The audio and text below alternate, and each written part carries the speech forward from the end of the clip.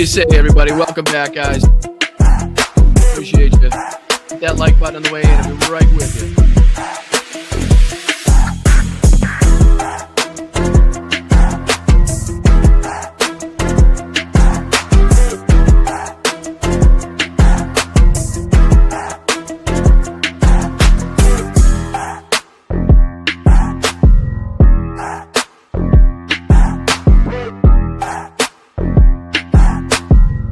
All right, guys, welcome back to the show. How's everybody doing? I'm Boston Brian. This is Blunt Politics, the political podcast made to sift through the bullshit of the mainstream media, the propaganda, everybody else, and sift, kind of break it down for the normal, everyday working class individuals of the country, because that's who's really affected by these policies. But I appreciate you guys once again. Welcome to the Friday show, first Friday show. So I appreciate you joining me. Make sure you hit that like button on the way in. Let's bring in the old chat. Let's say hi to the chat. What's up, guys? How are you? Thank you so much for coming back once again. El Rondo, what's going on? Kit, how are you? Gamer, what's everybody? How's everybody on Facebook, YouTube, Instagram, and Twitch? Thank you guys so much. I appreciate you. Lots to talk about, though. It's Friday, December 12th, 2025. Congratulations on making it that far. But the House Democrats have now released more photos from the Epstein estate, so we'll be diving into that.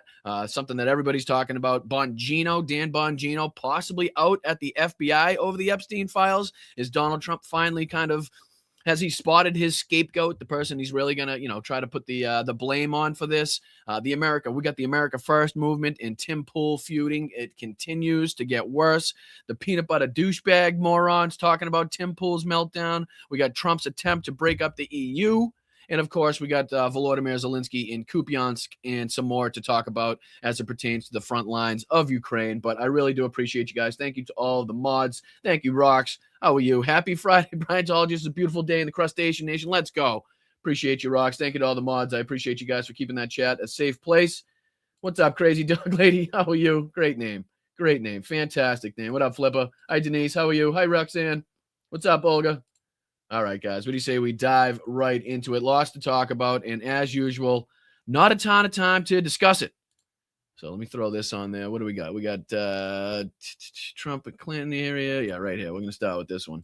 We'll start with this one because this is, probably what everybody's talking about here this morning as it pertains to, obviously, the Epstein files, the new release coming from the Epstein estate. So let me throw this on the old screen for you guys. Put this up there. All right, so actually, you know what? Hold on. Let me see. Do we have any Christmas themes I could use? Let me see here. There's got to be a Christmas theme or something I could use. As well. How's that? No. What do you say? Let's see. There's got to be. Is there any more of them? Can I use? Snowman? Tropical snowman? No. Oh, it's kind of just like, I feel like these are just like wrapping paper. I don't want wrapping paper. I want like Frosty and some fucking Santa back there.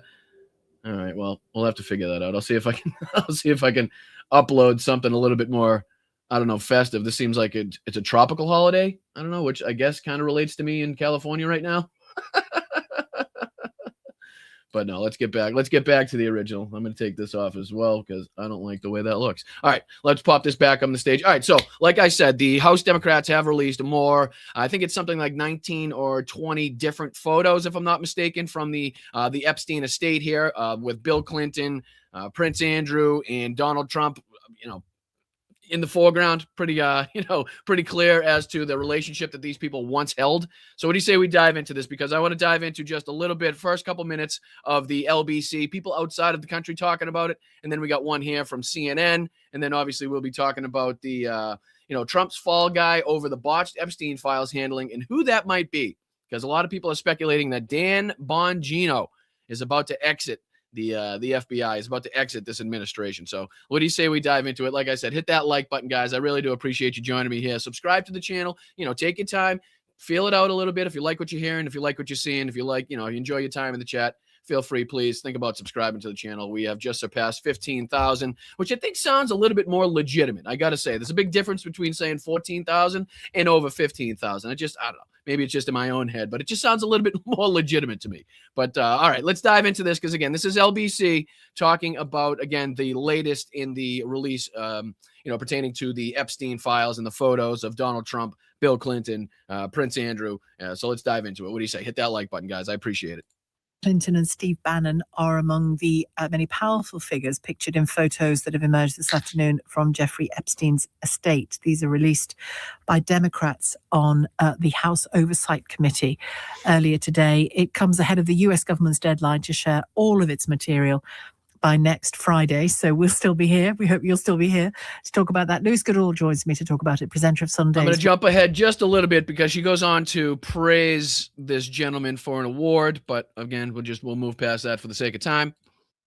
For resettlement from Afghanistan who had helped the British Army over the 20-year operation there. Someone at the Ministry of Defence had accidentally sent this email to someone involved. That data breach obviously then represented potentially a system. Sorry, skip ahead just a little bit. Here we go. Reporting a story that was in the public interest. Initially, we thought that would be for a few months. It ended up being 2 years. And this was under the Conservative government, but continued by the Starmer government. It was renewed for about, maintained for about a year. Eventually, John Healey, the Defence Secretary, organised a review which came back and said, actually, we don't think it's as big a deal not to report it. In my view, it was about politics. And I think that, we've asked the government since, can you rule out ever using a super injunction again on any subject? They haven't said yes. And what I worry about, Sheila, for all we know, for all I know right now, for all you know, is there another super injunction about something else? Are there secret courts? So I think right now they're pretty much trying to focus in on, obviously, I think Prince Andrew's involvement in this, but they go on to here in just a second here to play not only to show you the pictures, but also give you some insight into what it means. Right now, preventing journalists like us from reporting what we know. I think the fact that it could be is disturbing to me. Well, in America, they do have First Amendment rights, and they've been pushing hard for some of these photos that we see today connected to the Epstein estate. What's been revealed? So, listeners will remember, Sheila, that the Democrats in the House Oversight Committee, they've been concerned to release this information for a long time, and they've just released a new batch of photos from the Jeffrey Epstein estate showing a whole cachet of powerful men who were in. So now I don't know. I was trying to figure out who is the gentleman. I know it's Richard Branson, Jeffrey Epstein. Who's this guy to the left? Does anybody know who the gentleman on the left is? Oh, thank you, Sparklers. What's going on, guys? Appreciate you. Thank you so much. Tell Hal I said hello. Tell him I said thank you very much for sending you guys over, and I appreciate you guys for joining us here. But yeah, we're just kind of going over the latest release of photos from the Epstein files from the House Democrats. Right now, we're listening to an LBC clip. I'm really starting to focus on how people outside, media outside of the United States is speaking about the United States, is talking about Donald Trump's national security plan, is talking about his handling of Gaza in Ukraine, national security policies here in the United States, just to get a better insight, just to get a little, a different taste, a different flavor of what people are discussing and how they're discussing it. More than just MS Now and CNN and stuff like that. Like, we watch those too, but I think it's good to get, different insights from people all over the world, and, so we can actually see and kind of get the feel for, how the globe is viewing what's going on as well. But yeah, does anybody know? No, I'm pretty sure that's Richard Branson. Somebody said Sammy Hagar. Bam. Easy. Don't be bashing on Sammy like that. I know he's had one tequila too many, but I don't think he's on there. But I'm just kind of Dean. Is this right? Hold on. Who just said that? Keith? Dean Kamen. Who's that? Dean Kamen. My apologies.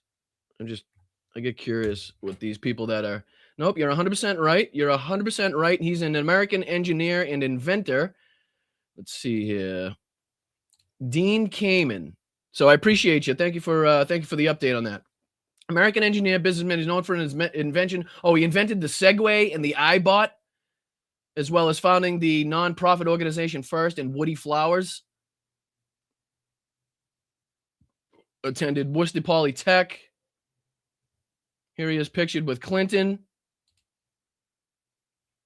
All right. Well, thank you appreciate that. I like, none of these people in these pictures, in my opinion, nobody that's photographed in these pictures should be able to just kind of slip past the radar, right? Should just be able to, slip through the cracks and not get named, not try to figure out what their involvement was, what the hell they're doing there, who brought them there, what their involvement was. So I appreciate you, Keith. Thank you so much for keeping me up to date on that. So again, I think it's Richard Branson, Jeffrey Epstein, and that schmuck we just named. the sex trafficker Jeffrey Epstein's orbit over the course of his lifetime and professional career. Those Clearly include Prince Andrew, Bill Gates. Among others, former President Bill Clinton. That is Jeffrey Epstein and what's his asshole's name? Dershowitz. What's his name? Alan Dershowitz. Epstein's ex-lawyer, the guy that said famously that he kept his underwear on. So he, I guess, is not guilty of anything because famously he didn't take his undies off during the massage.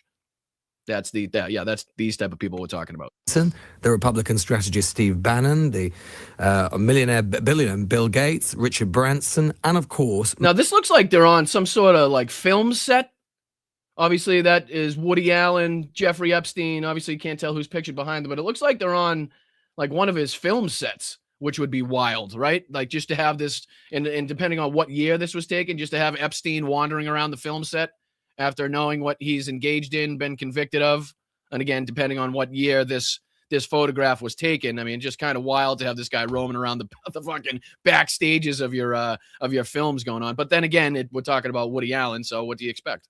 Most politically germanely, President Donald Trump. Obviously, indeed, many photographs of Steve Bannon's involvement with Jeffrey Epstein. Here's Steve Bannon with Woody Allen. I'm assuming it's at one of Epstein's properties, which is why it's involved in this tranche of pictures. There are 19 images, all of which the committee have said have come from the Epstein estate, and clearly, particularly with Trump, reinforce the idea and reinforce to some extent what we already know. And guess what, guys? Guess what? Another good thing that I want to point out here. Listen to the way that this is being reported, right? There was no stipulations. There was no fucking, okay, let me put in this side note that, just to let you know, none of these pictures actually depict Donald Trump doing anything illegally. Like you're going to hear from CNN. Like CNN always has to put in this little fucking disclaimer now, don't worry, we're not actually coming after Donald Trump or saying that he did anything. We're just kind of telling you what's been released here, and I'm getting fucking really sick and tired of it. I understand the leadership and the ownership there at CNN is probably why that's happening, but to hear Wolf Blitzer have to like read this disclaimer on these photos that have been released it's fucking embarrassing. It really is, especially when nobody else around the globe is stepping down to that level, is fearful of Donald Trump and his fucking retribution and coming after them afterwards. No, they're just reporting the facts as they see it, as it comes out, who's in them, what they see, and that's it. Nothing like CNN's bullshit of this fucking disclaimer every time they have to bring up the Epstein files and Donald Trump's name and anything. It's fucking asinine. But that he had a large collection of powerful and very high-profile people going up to and including President Trump. President Trump, of course, always denying that he had much of a relationship with Jeffrey Epstein, certainly once these allegations came to light. We can see on these pictures, one image released today shows what appears to be a bowl of novelty condoms with a character. And obviously you can see the photo on your screen here. In case you're just listening, it's a picture of what looks to be, a cartoons type picture of Donald Trump on what looks to be a condom package. And it has a sign kind of sticking in the bowl that says Trump condom for $4.50. You can see the word finally. You can't see what it says after finally, though. But you can see kind of the picture of Donald Trump on the screen. And again, $4.50 for a Trump condom. But I mean, you kind of relate this to what we know took place at, Epstein's establishments, Epstein's island, Epstein's properties on the jet. I mean, you can kind of, again, start to speculate as to how disgusting this could have been used or how nefarious the uses could have been for, these type of items. And there was also one in here, I believe they talk about, they go on to talk about where it's a photo of Donald Trump, but he's pictured with 5 or 6, girls, and their faces are redacted. Their faces have been blacked out, which does that lead people to believe that they're underage or that they themselves are all victims in this? Picture of Trump's face, a bowl has a sign on it saying Trump condom $4.50, each condom bearing an image of Trump's face with the text, "I'm huge." Another shows Trump with 6 women. What did he say? Did he say "I'm huge"? Because I couldn't see that. That might be blocked off by their chyron. Because I haven't seen the actual pictures besides what's been shown on here. But you can just kind of see right here where it says "I'm." If you see my mouse, you can just see. So, one can kind of assume that if they took the chyron down, you would be able to see where it says "I'm huge." And again, one can only speculate as to what the finally, means. An image of Trump's face with the text, I'm huge. Another shows Trump. And here you go with the picture, and I'll get out of the way, just go so you guys can get a clean look at the picture here. But Donald Trump depicted with what looks to be 6, and tough to tell by the picture, obviously with their faces blacked out, but look to be relatively young women, if not girls, in this picture, and with their faces being blacked out. One that would kind of lead us to believe that they're either A, underage, or B, direct victims in this case. And it looks to be, I don't know if they're wearing like Hawaiian leis, or, you know, if this is depicted in Hawaii or whatnot. It does look like they're all kind of wearing these Hawaiian lei type of, you know, sashes. But Donald Trump here clearly depicted in the middle. And obviously the faces of all of the, you know, girls / women and or women have been blacked out. So again, what does that lead us to believe? Again, there's really only so many options as to why. Either, I guess there's probably only 3 options, right? If we're speculating here, there's only 3 options as to why their faces are blacked out. A, they're underage. B, they're underage and they're victims, right? Or C, they're underage, they're victims, and it's associated with an ongoing investigation, right? I think that's really the only 3 real points that Pam Bondi now has to, again, not withhold information or redact names or faces like this. Again, I'm not saying that she's not going to overstep those boundaries. You know, we've talked to a few people where they kind of had the same worries, the same thought process, that she was definitely going to abuse that kind of stipulation in the release of these files. But I mean, you guys let me know. Is there any other options? Is there any other, like, I don't know, information, any other situation that you guys can think of where Donald Trump would be pictured here in what was released by the Epstein estate in a picture with 6 relatively young looking women / girls, and why their faces would be redacted? I don't know. Let me know in the chat.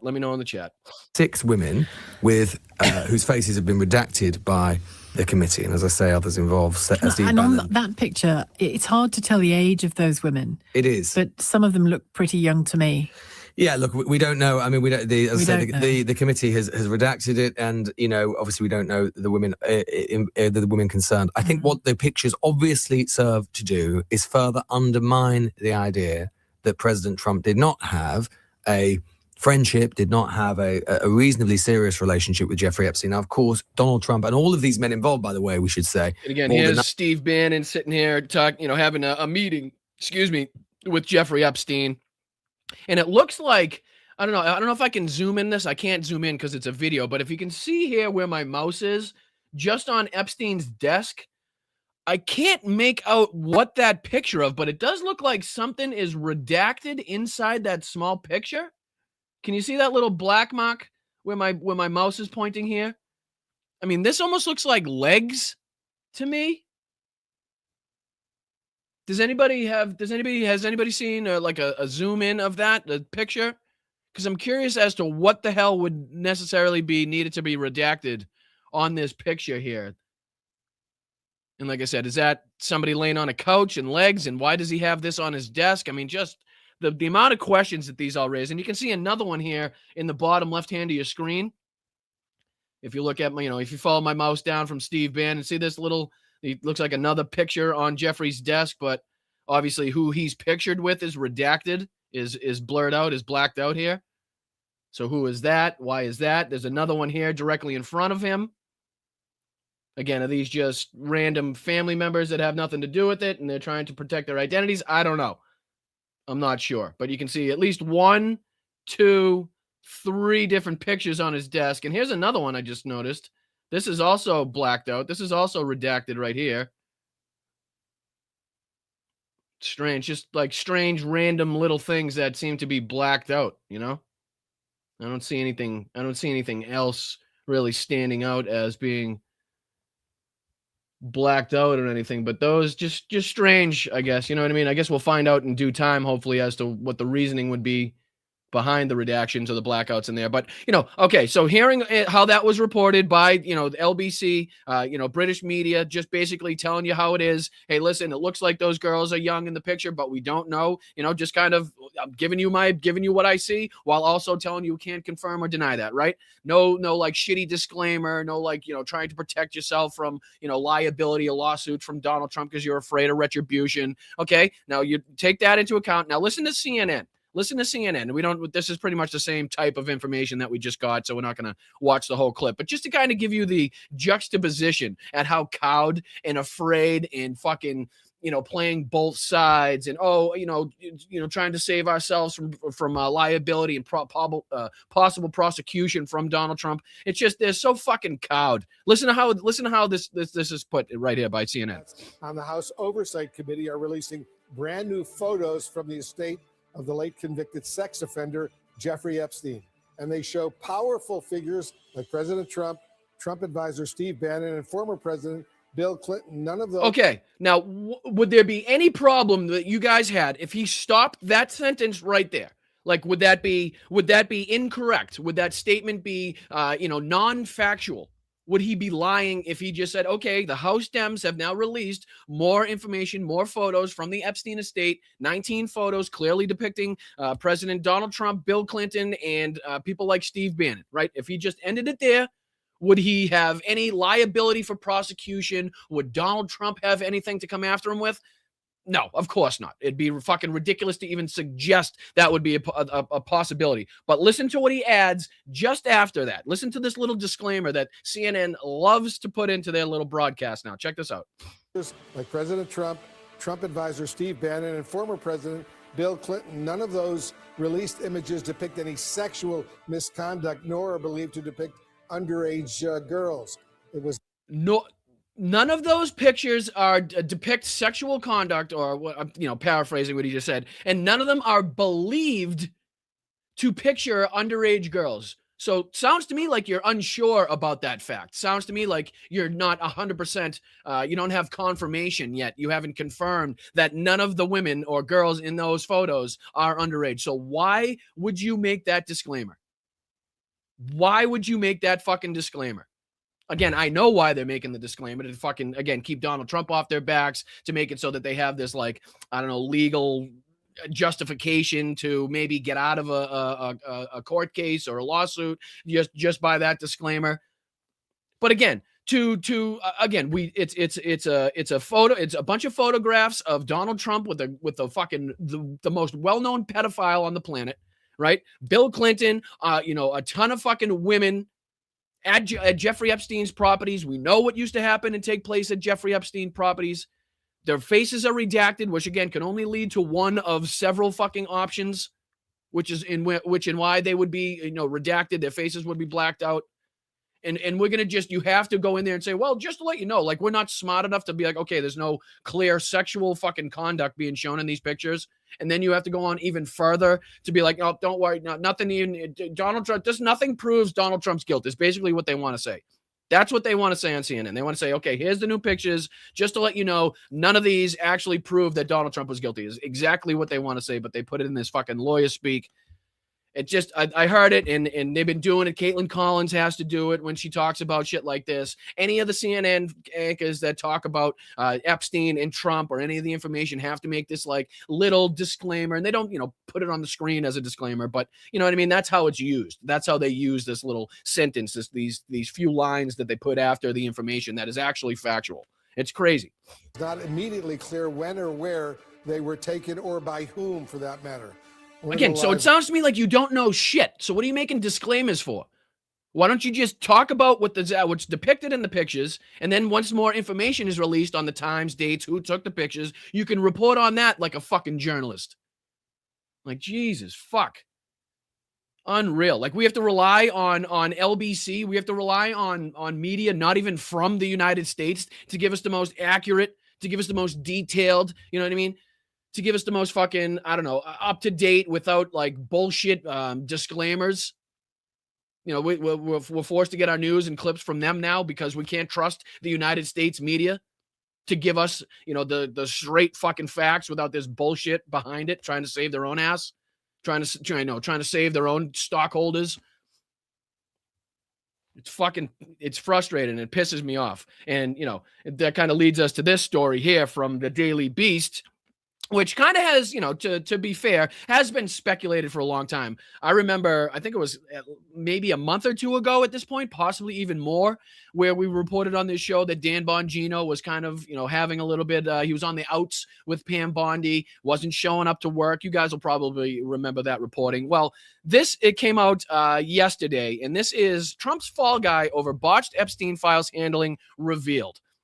So basically what people are speculating and kind of suspecting here is that Donald Trump has fingered, well, that's a bad phrase for that one. Donald Trump has pinpointed the fall guy. And this is, again, speculation from people on the inside. He has pretty much put his finger on the fall guy and who he's going to blame and kind of who's going to take the blame for all of this shit not going the way that Donald Trump wanted it to go, right? And again, it goes on to say that White House insiders, of course, this isn't Democratic politicians. This isn't fucking liberal media. This isn't, political commentators like myself speculating. This is from, supposedly, allegedly White House insiders reporting that FBI number 2, Dan Bongino, is to exit over the Epstein files debacle.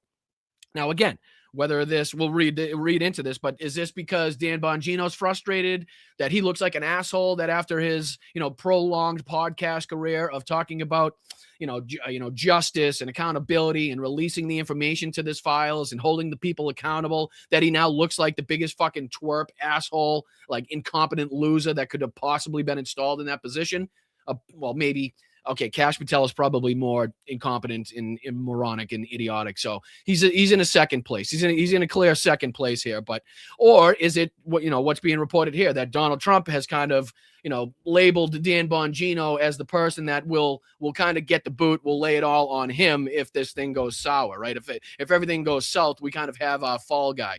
And again, Donald Trump has a lot of fucking fall guys, because one could argue that Pam Bondi is a fall guy, right? And I don't think it's a difficult argument to make. He's clearly giving her orders. She's clearly taking those orders and breaking laws. She's, overstepping her boundaries in the position that she holds to, again, help, defend, justify what Donald Trump did. And again, she is liable for those actions, just like the admiral is liable for his conduct and his actions when Pete Hegseth gives him an illegal order. And again, we were discussing on last night's Zoom chat. Sign up at patreon.com/BostonBrian if you want to get into the monthly Zoom chats that we have. But we were discussing last night this new AI software that Pete Hegseth has kind of rolled out for the military, and how less than 5 minutes, ladies and gentlemen. So think of a ChatGPT type of software. I think it's run primarily on Google Gemini. He was saying there's a video that Hegseth put out. It's not worth watching, but basically just announcing this platform being used by the military where they can, I don't know, ask it. I don't know what the fuck they wanted to do, really. I don't know. Like, they think people are going to be sitting on the battlefield, kind of like asking questions to their cell phone so that the AI could give them directions and like strategy on what to, I don't know. It's weird. But that being said, it backfired tremendously.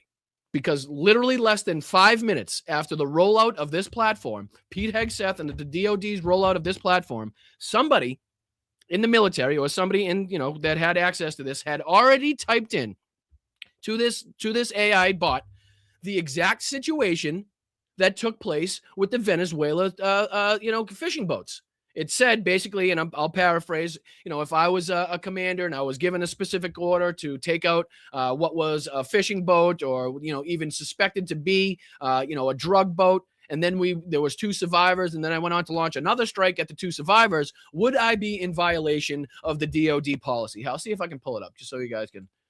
Let's see here. Hegseth. I looked it up last night. Hegseth. Is this it right here? Let me see. Put this on the screen for you guys. Share this tab instead. Yeah, this is his. We don't have to watch this video, but just to kind of give you an idea, this is his release. Like, this is his video release on, announcing the platform. And I thought last night that this was AI itself. Like, I still think that this is an AI video made by that AI to announce the AI. But again, just listen to just 2 seconds of him announcing. The future of American warfare is here, and it's spelled AI. As technologies advance, so do our adversaries. But here at Does this not look like AI to you? And I don't know if I'm just like, rapidly becoming a boomer and I'm just like extremely skeptical of everything I see now. And I'm just not sure what's real and what's not.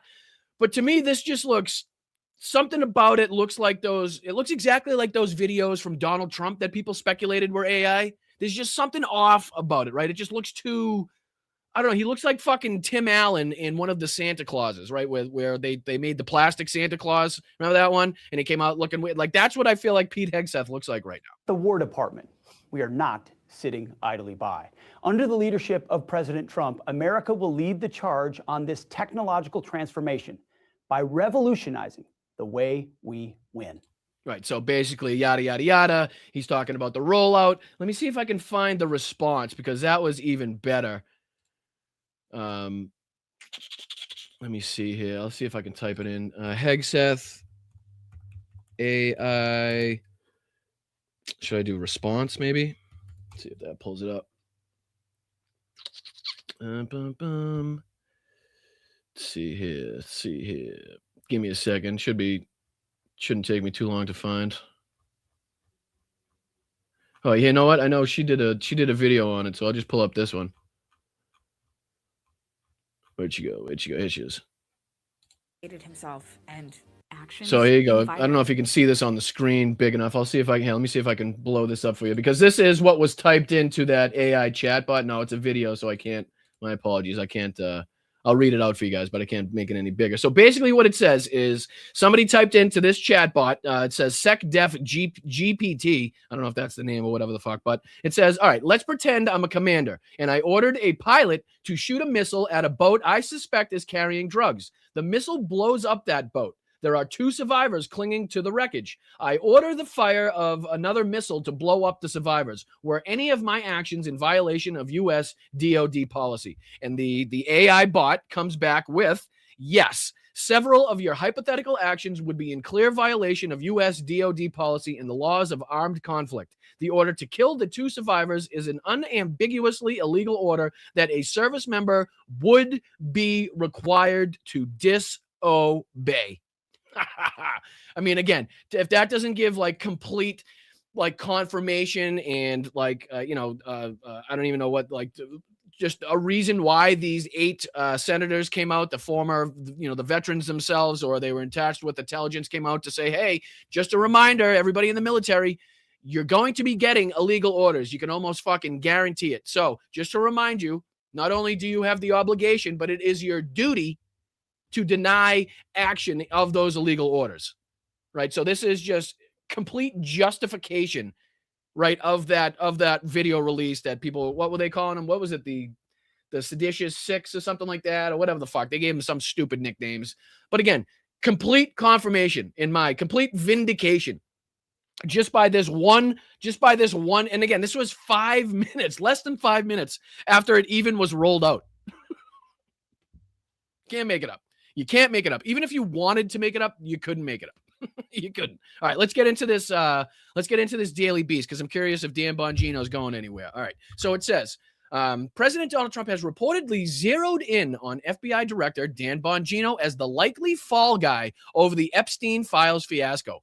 Bongino, 51, quote, could be out any day, according to Rachel Bade's Inner Circle Substack newsletter, which reports that the former Secret Service agent and Fox News host angered senior staff with his handling of the saga over FBI documents related to the late pedophile. And I think this is just a quick little clip here. Let me see if this says.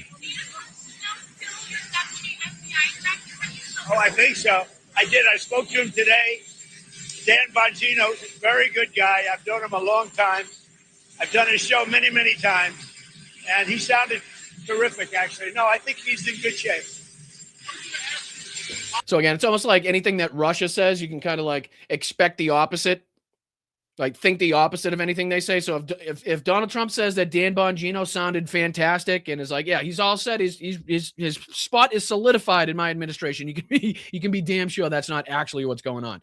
But it says Bade writes that Bongino clashed with attorney Pam Bondi. We knew that and refused to show up to work. That's what we were talking about earlier. Bongino was appointed in March and had previously pushed Epstein conspiracy theories and called for full disclosure when he was a MAGA podcaster. The report comes amid a spat of insider intrigue. Stories that Bade reports Trump 79 had privately mocked. Firing Kristi Noem. I love Kristi. Firing Kristi. I love Kristi. The president told a top aide when he asked about the Homeland Security Secretary, Kristi Noem, according to the former political White House reporter. In her account, Trump publicly defended his embattled principles this week. Bade adds that despite noisy speculation about broader firings, Trump is not planning a cabinet clear-out, and the rumored shakeup may amount to just one ouster, Bongino, who is not even a cabinet member. So again, as opposed to a lot of people possibly being on the chopping block, it looks like people have seriously focused down on Dan Bongino. And again, whether that's from comments and rhetoric from Donald Trump behind the scenes.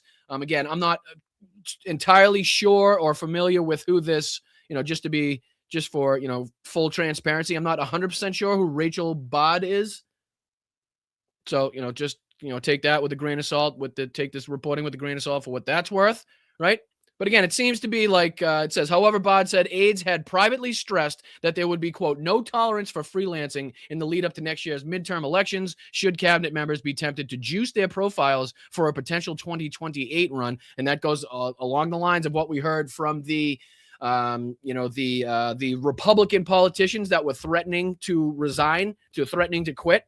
Remember, we talked about that article, and they were talking about how they were treated by this administration, and this administration wouldn't allow them to kind of take credit for anything themselves. And if they didn't, put full credit on to the administration as opposed to themselves, then, they would kind of get flack. They were treated like shit. Remember the report? I think it might have been a Daily Beast report after Marjorie Taylor Greene announced her resignation. There was a report of, a bunch of resignations that were to come because people were really upset at the way they were being treated and what was going on, taking place inside this Trump administration. But it says here, while Bongino may be expendable, Bad suggests his beleaguered boss, FBI Director Kash Patel, is bruised but safe.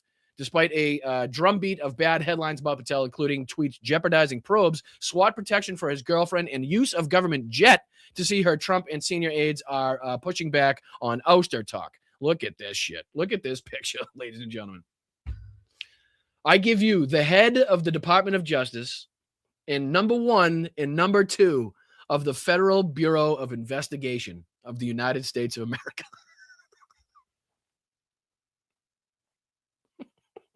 Fuck me.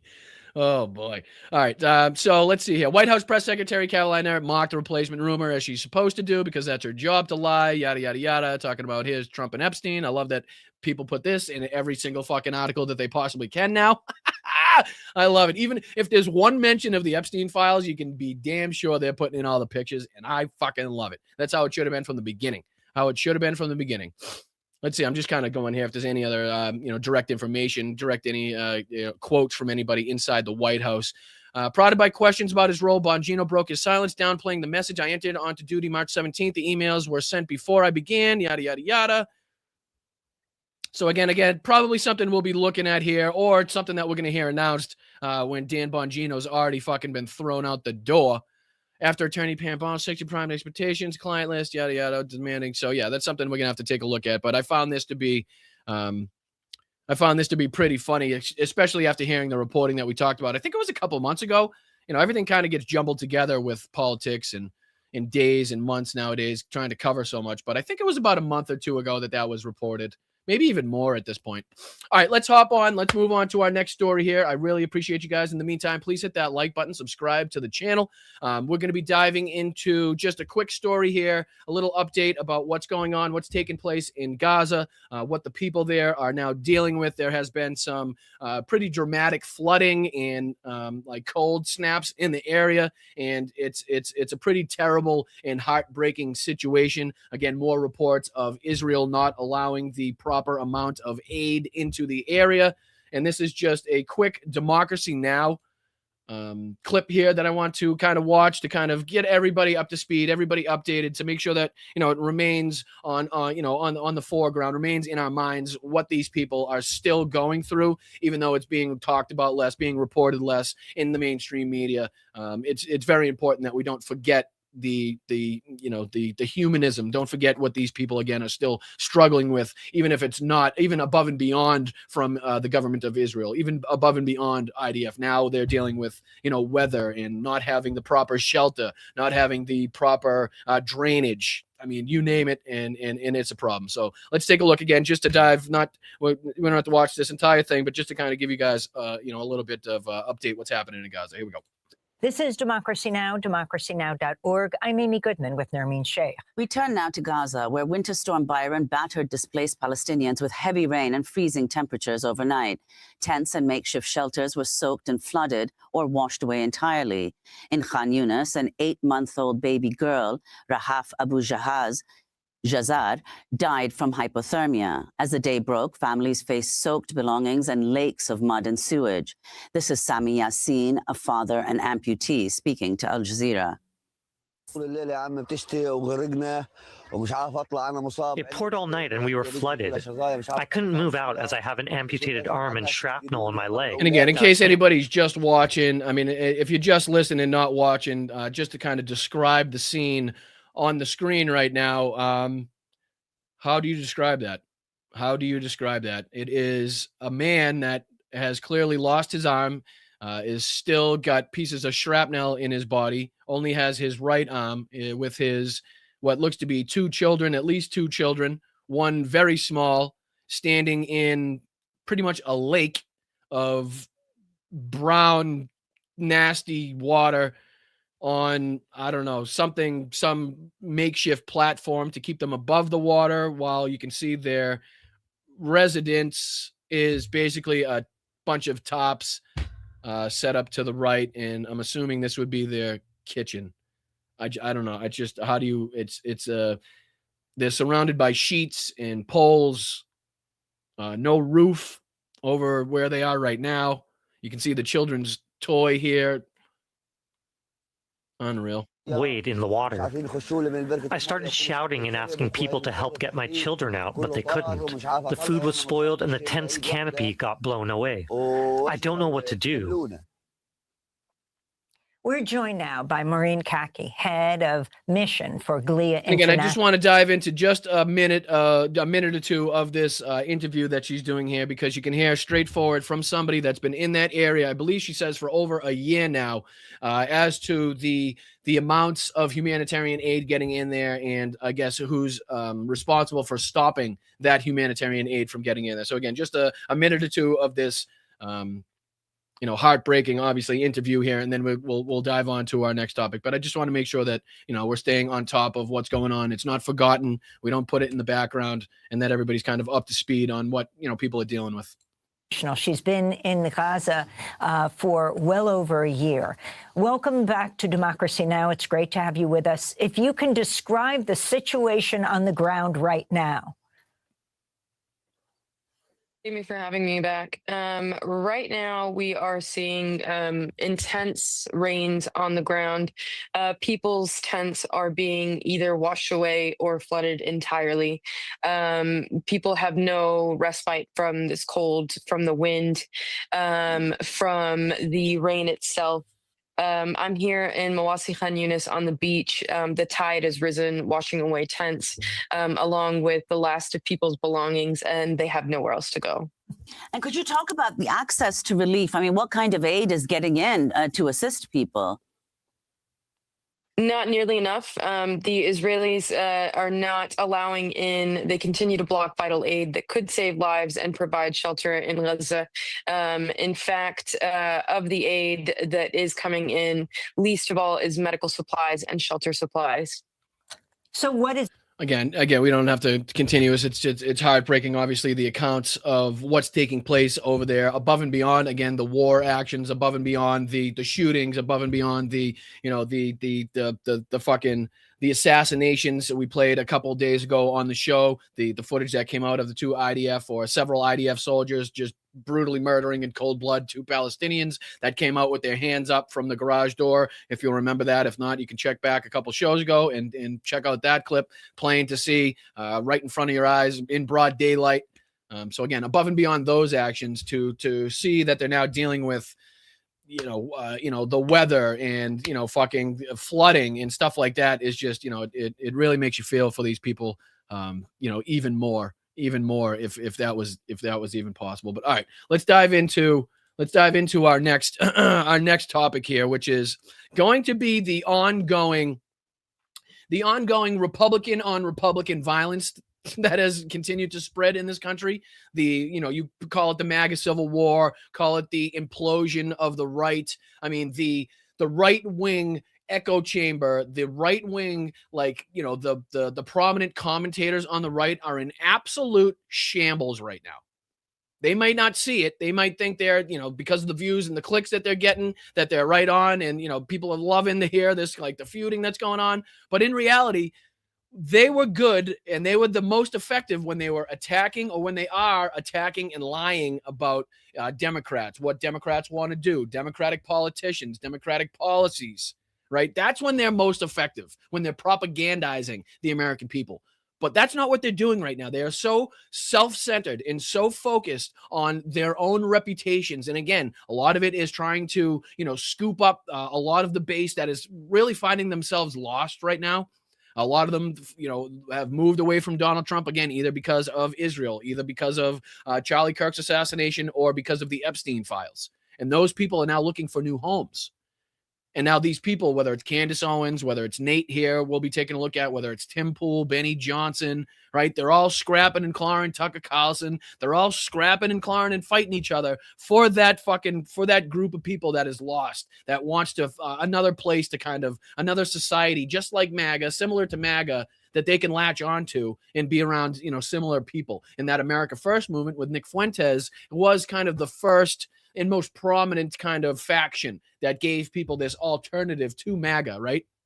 And we've also been reporting how even that is on the ropes, because even the America First people that are new to that aren't really happy with the way Nick Fuentes has been kind of depicting himself on of these mainstream podcasts, on with Piers Morgan, that type of shit, right? They want him to be, the I Love Adolf person that they grew to love, this Groyper crew grew to love. But let's dive into this.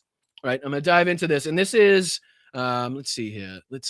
Yeah, this is Nate that we've been taking a look at to try to get our information on what's been taking place here. But this is Nate, the American First guy, the guy that now is, Team Nick Fuentes, going after Tim Pool, who was going after Candace Owens for his meltdown. I mean, you can see how Jerry Springer messy this is getting. So again, Nate, who watches Nick Fuentes, the America First guy, attacking Tim Pool, who's pissed off and melting down because he's attacking Candace Owens, who's attacking and going after Turning Point because of the murder of Charlie Kirk. It's a soap opera, ladies and gentlemen. It's a soap opera. And again, just a couple minutes of this, just to kind of give you the flow and the feel of, people making fun of their own. I mean, again, these are both right-wing, conservative, Republican commentators, whether they're MAGA, not MAGA, America First, whatever the fuck, but still considered to be on the same side of the aisle, now attacking each other. Let's dive into it. There's no security. She doesn't fucking deal with the shit we have to deal with. She's a piece of shit. She's making everyone else suffer. And all of these fucking conservatives out there that send me these fucking messages have no fucking balls to call her out. Boy, that escalated quickly. I mean, that really got out of hand fast. It jumped up a notch. The MAGA conservative arena continues to absolutely implode and melt down. Even he's saying it. Listen to what he says in the beginning. Listen to what he says. Welcome back to the channel, everybody. And guess what? The MAGA conservative arena continues to absolutely implode. And people are like, I wonder why Democrats are saying that the MAGA cult is imploding. I don't see where they're getting that sentiment. Where's that rhetoric coming from? It's like, I don't know. You guys are saying it. I'm just kind of watching it in real time, right? I'm just sitting here calling the play-by-plays, reporting it as I see it, calls it as I see, some balls and strikes here. You guys are saying the words that I'm using against you. So these are, again, conservative, America First, gun-toting Republicans talking about the implosion of the MAGA base, not Boston Brian, not the Blunt Politics chat, not fucking hardcore liberals or progressives. Nope. Their own people. All right, let's go. and meltdown. And new week, new beef, new week, new drama. And who's going at it this week? Yes, Tim Pool, or as the internet's now calling him, Juicy Poolette, after the recent attacks on his house, and Candace. Ooh, we'll dive into that too. We'll dive into that because apparently Tim Pool allegedly had his property shot at, but there's allegedly a lot of information and evidence to suggest that may not be the case. That may have been, I don't know, allegedly a ploy from Tim Pool to gain some favor, to gain some clicks, right? To maybe gain some sympathy from people. But we'll dive into that next because the Pretty Big Douchebag podcast has their thoughts on that as well. So stay tuned. Stick with me. We'll dive into that next. Owens. Now, what is this all about? Well, from what I've seen in Tim's recent crash out is he believes that Candace Owens is the Antichrist. Candace Owens is basically responsible for everything bad in the world. She's responsible for MAGA fracturing. She's going to be responsible for Republicans losing the midterms. She's responsible for Charlie Kirk's death. She's responsible for TPUSA fracturing and falling apart. She's responsible for the war in Ukraine, for long COVID, for the extinction of the dodo bird, and go on and on and on. Now, let's jump into this and dissect this incredible crash out from Beanie Shapiro. But first, don't forget the Beanie Shapiro. I mean, this isn't even like they're just kind of like calling out what they disagree with. Like at this point, they're actively being antagonistic, right? They're actively trying to start shit up and stir up shit and get people to dislike their own side, right? The same Republican commentators that helped their side get into the power that they have now. And again, it's only because of the coalition and the way that they fucking work together to propagandize the American people that it was so effective. But again, we're seeing it in real time break down here. Real time with Beanie Shapiro. I mean, I'll give it to Nate, man. I got to give it to Nate. Man. I disagree with pretty much every single one of his fucking political views. But I got to give it to him on the nicknames.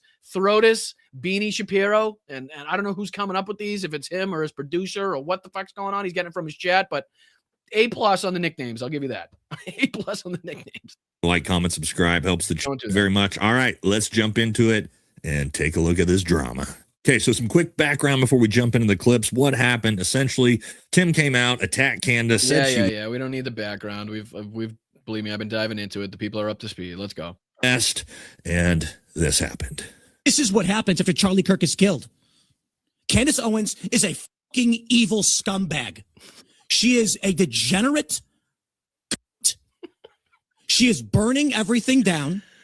Wait, did he censor the word cunt? I'm sorry. I thought you guys were like alpha men, believing in free speech. Like there's no words that we can't say. And again, that really relates to this clip if we have enough time, because holy shit.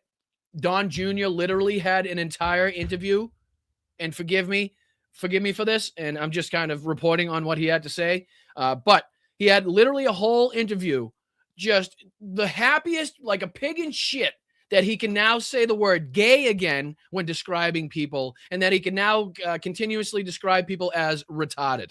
And forgive me for using the word. I don't use that word, but just to, for the sake of reporting, to let you know what they're speaking about in that clip. That is how degenerative these people are now. That is how fucking decrepit these people are now. They're now doing entire interviews because they're now so happy that they can go back to the way they used to speak in middle school, in high school. And Don Jr. literally says as much. And again, that's only if we have time, because we don't need to dive into that bullshit. But holy Christ. All right, so here we go. Floating and smiling while she does it. And you know what you told me? She has no security. She doesn't fucking deal with the shit we have to deal with. She's a piece of shit. She's making everyone else suffer. And all of these fucking conservatives out there. You could watch Tim crash out all day long. All day long. All night long. All night. All night. All night long. Oh, Timmy Pooh. I just really could watch him crash out. And again, like we've said this on the other show, and the last time we saw Tim anywhere near this level of emotion on his show for anything was, again, while he was under the direct payment of Tenet Media per the Kremlin, and was instructed or again, on his own volition, wanted to and thought that Ukraine was the arch nemesis, the biggest enemy that the United States had on the planet right now. Not since that clip has Tim Pool showed this much emotion. That send me these fucking messages have no fucking balls to call her out. More and more people have started doing it. They send me these fucking messages. Good for you, Tim. Good for you, Tim. I wasn't the first person to do it. You claim you benefit. I'm him. Definitely a new persona for him, for sure. Because yes, as he says there, he's the only brave conservative standing in the breach, taking on the evil Candace Owens. That was wildly embarrassing. Okay. Oh, I love it. I can't get enough of it. I really can't. We know, not to dive too much into stuff that's not going to help us, but again, I really do think this is a huge opportunity here, especially with the polling numbers of Donald Trump, right? The numbers that Democrats have seen in the special elections and elections all over the country, whether or not they're winning those or just gaining, a ton of points from where the elections were last time or over, fucking the last decade in some of these counties, right? So we take all of that into account. You take all of that, and somehow, this is they are fighting with themselves even in this moment. So we need to take that opportunity and utilize that, right? I truly believe this is hugely a big opportunity for the left here to continuously hammer on the points that everybody is pissed off about without fear or without the fucking knowledge that these assholes are going to be making videos lying about, what we're talking about, because they're not doing that. They're making videos solely based on their own kind, solely based on Republicans and conservatives that they're pissed at now, right? They're going after one another, leaving the door open for us, which is why I hope and pray that, you guys continuously stay involved the way that you guys do. You continuously come back here on Blunt Politics and we get informed and we're up to date, and when we pick the right candidates and we tell the American people exactly what we want to see for them. And, again, I applaud you guys for doing so. But all right, let's dive into, just for the sake of time, we have to go into too much of that. I just wanted to show you that they're still fighting with each other. And, let's dive into this Tim Pool shooting a little bit. And this is just a quick clip here from the Pretty Big Douchebag podcast over here. But they discuss whether or not Tim Pool was shot at. And I think they might even do a little bit of talking about the Charlie Kirk. Yeah, they do. They talk about the George Santos Milo Yiannopoulos clip. So let's dive into just a couple of minutes of this, and then we'll go on to hearing about what's going on in Ukraine and how people are extremely upset now about, Trump's blatant plan on breaking up the EU. So we'll be talking about that. That is this one that I want to look at. And then we got a few more from the front lines to look at. We got a lot. So stick with me. I appreciate you guys. Let's dive into the Pretty Big Douchebag podcast here, talking about Tim Pool not getting his property shot, apparently, allegedly, reportedly, possibly. All right, let's go. Commentator Tim Pool's home is shot by gunmen who approached property in a vehicle. And so that's one part of the story that we can go to. Rob, can you put the tweet up? Last time the vehicle approached our property and opened fire, no one was hurt. Our security team is reviewing the incident and will be relaying the report to appropriate law enforcement. This is the price we pay for speaking out against evil. Can you go to his Twitter account, by the way? I don't know. It seems like he's trying to make himself the victim in this, right? He's trying to get a little bit of the victimization complex, and hopefully that gives him a little bit of rapport with some of these people. Will up his clicks, up the views a little bit. People will flock to Tim Pool because they see he's being targeted by the left. But the only information, and again, some probably has come out since, but the only information that was kind of the corroborating information that Tim posted was somebody talking about that a report was made. But again, the report being made does not confirm that the action took place. Like, I could call right now and report, a shooting anywhere in the vicinity, and that will go in the report. I reported a shooting in the vicinity. But when they come out here and they find that there's fucking nobody here, I mean, the changes to still, it's a whole different ballgame. So again, people are highly speculative on whether this happened because, and I don't know if he shows it here, but Tim Pool even put out a tweet being like, no, we're not going to show you the footage. We can't show you the security camera footage because I think he said it reveals too much of his property or will reveal where the cameras are or their security tactics or whatever the fuck. But Tim Pool, again, who has the evidence that could prove this, not releasing that because of where it shows his skate park is, I guess. I don't know. And when he posts that, so he posts that, and let's see what the latest is. Go to see what's the latest he's given on what happened with him. Somebody stopped by his place, and he's been extremely critical. Zoom in a little bit, Rob. So there is a reason Barry Weiss go a little bit lower. Reason Barry Weiss has to spend $10,000 per day on bodyguards. Okay, Congress, keep going lower. Keep going lower. Jesus Christ, he sounds like Trump talking to Bubba. Go a little bit lower, a little bit lower. Security believes that shots were fired. Okay, go in the comment section there. We're in contact with police and FBI. Thank you for everyone who reached out. If anyone has reached Chief, the Chicken City, the shots are audible. Unfortunately, we do not archive the live stream. There will be Friday night to midnight. So go a little bit lower to see what the market is saying about it. Nope, yes, my head. Free, keep going. He's right keep now. going. He's reading the comments under Tim's tweet here, and people aren't buying it. First one says, nope, bullshit. Second one's talking about, what's it say? My feed made the perfect meme. Conservatives are facing gunfire. Liberals are facing mean words or something like that. Keep going. Okay. And it says, for a party that hates guns so much, they sure do use them a lot. That's bullshit. And then it says, Tim Pool lying. It says, no one believes you. Crazy how this happens whenever you crash out about low ratings. Guns, Tim Pool, lying. Okay. So the audience is giving him a hard time. Go back on previous tweets. Let's see what else we find. Go back on previous tweets. Is there anything else below it? Keep going, keep going, keep going. Find the tweet while that's playing in the background. I'll see if I can find the Tim Pool tweet where he says he's not going to release the security footage. Let me see. Security footage. I'll let this play in the background, though. So that's down one. Is there anything else? Nothing he's shown. Maybe thoughts are someone is trying to scare us, maybe with security guard and armed guards, and so deferred. Okay, you want to approach, open fire. No one was hurt. Click on the December 6th tweet. And then you got this. This is what I just saw opening up Twitter when I typed this up. You can see this this TMZ. Conservative pundit Tim Pool claims shots fired at his property. Cops can't substantiate story. You know? So basically he was trying to say that the cops actually got a report and that confirms the whole thing. But obviously we know that doesn't confirm the whole thing. But let me just see if I can find out where he says. Yeah, he says, why won't Tim Pool hand over the footage of the shooting? With death threats and millions spent on security, one would think Tim Cast would be eager for local law enforcement to investigate these terrorist attacks on him and his property. Let's see. An individual repping himself. Submission to the requested video footage has not been provided. Oh, yeah, this is from the actual sheriff's department in his area. An individual representing himself to be security advised the owner of the residence did not wish to provide the requested video recording. At the submission of this press release, the requested footage had not been provided. The reports of shots being fired at this residence cannot be substantiated at this time, per the local sheriff department in the area. Let me see if I can just go to Tim's. I'll go to Tim's site here, because there was one where he kind of talks about not releasing the information. Let me see. When the media starts talking around this time is dead. Let's see here. Give me a second.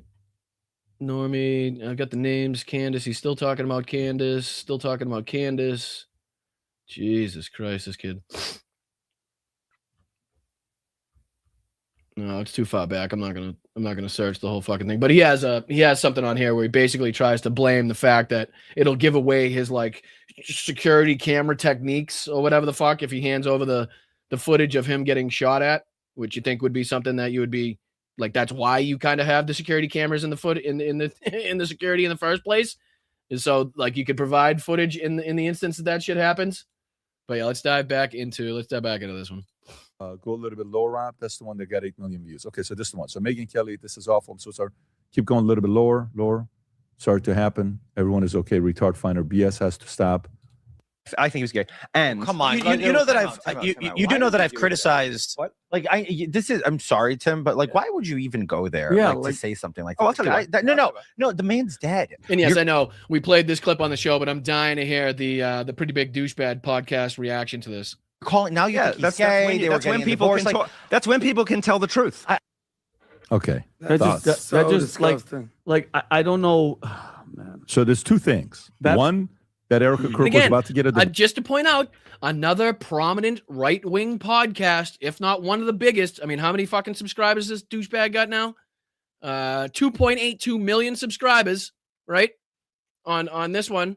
And I'm sure he's got a few different channels, but one of the biggest ones. And what are they talking about? They're talking about Tim Pool. They're talking about Milo Yiannopoulos. They're talking about Benny Johnson, right? They're not talking about how the Republicans can be effective going into midterms or what the Congress right now can do to, better help the American people live a more affordable life, right? Nothing like that. Nothing being discussed on those lines. All of it is just bullshit drama on the right. And again, not helping them politically at all. Get a divorce, and two, that Charlie was about to divorce Erica, and two, that Charlie's gay. I don't. What is believe the that. history between Milo and Charlie, Rob? Do you know? I'm not sure. I'll take a look. I don't listen. Milo was on fire. If I can say, go ahead. Charlie's been relevant for 10 years. More, right? Yeah, but legit. Yeah. Milo hasn't been relevant.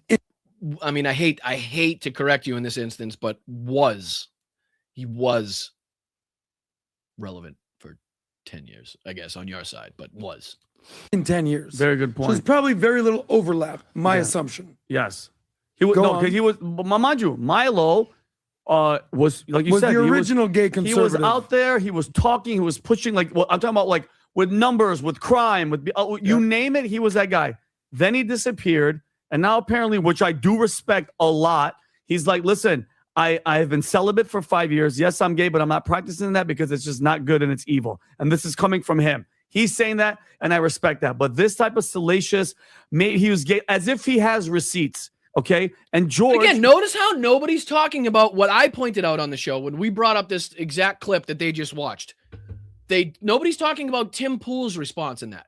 Nobody is talking about Tim Pool's response where he confirms basically in real time what Milo was saying. At least about a lot of conservative commentators being gay or, exhibiting gay, I don't know, action, whatever the fuck you wanted to say, right? But that's what Tim Pool says in the background. He says, yes, he's right when talking about Milo. And then he talks about, I forget the exact thing that he says, but, he's loving it, laughing, having fun, talking about it, and pretty much confirms what Milo's saying. But nobody's putting Tim Pool on the hot seat, or at least these guys aren't putting Tim Pool on the hot seat. His fans are, but everybody that's trying to beat around the bush is just focusing on mainly what Milo said.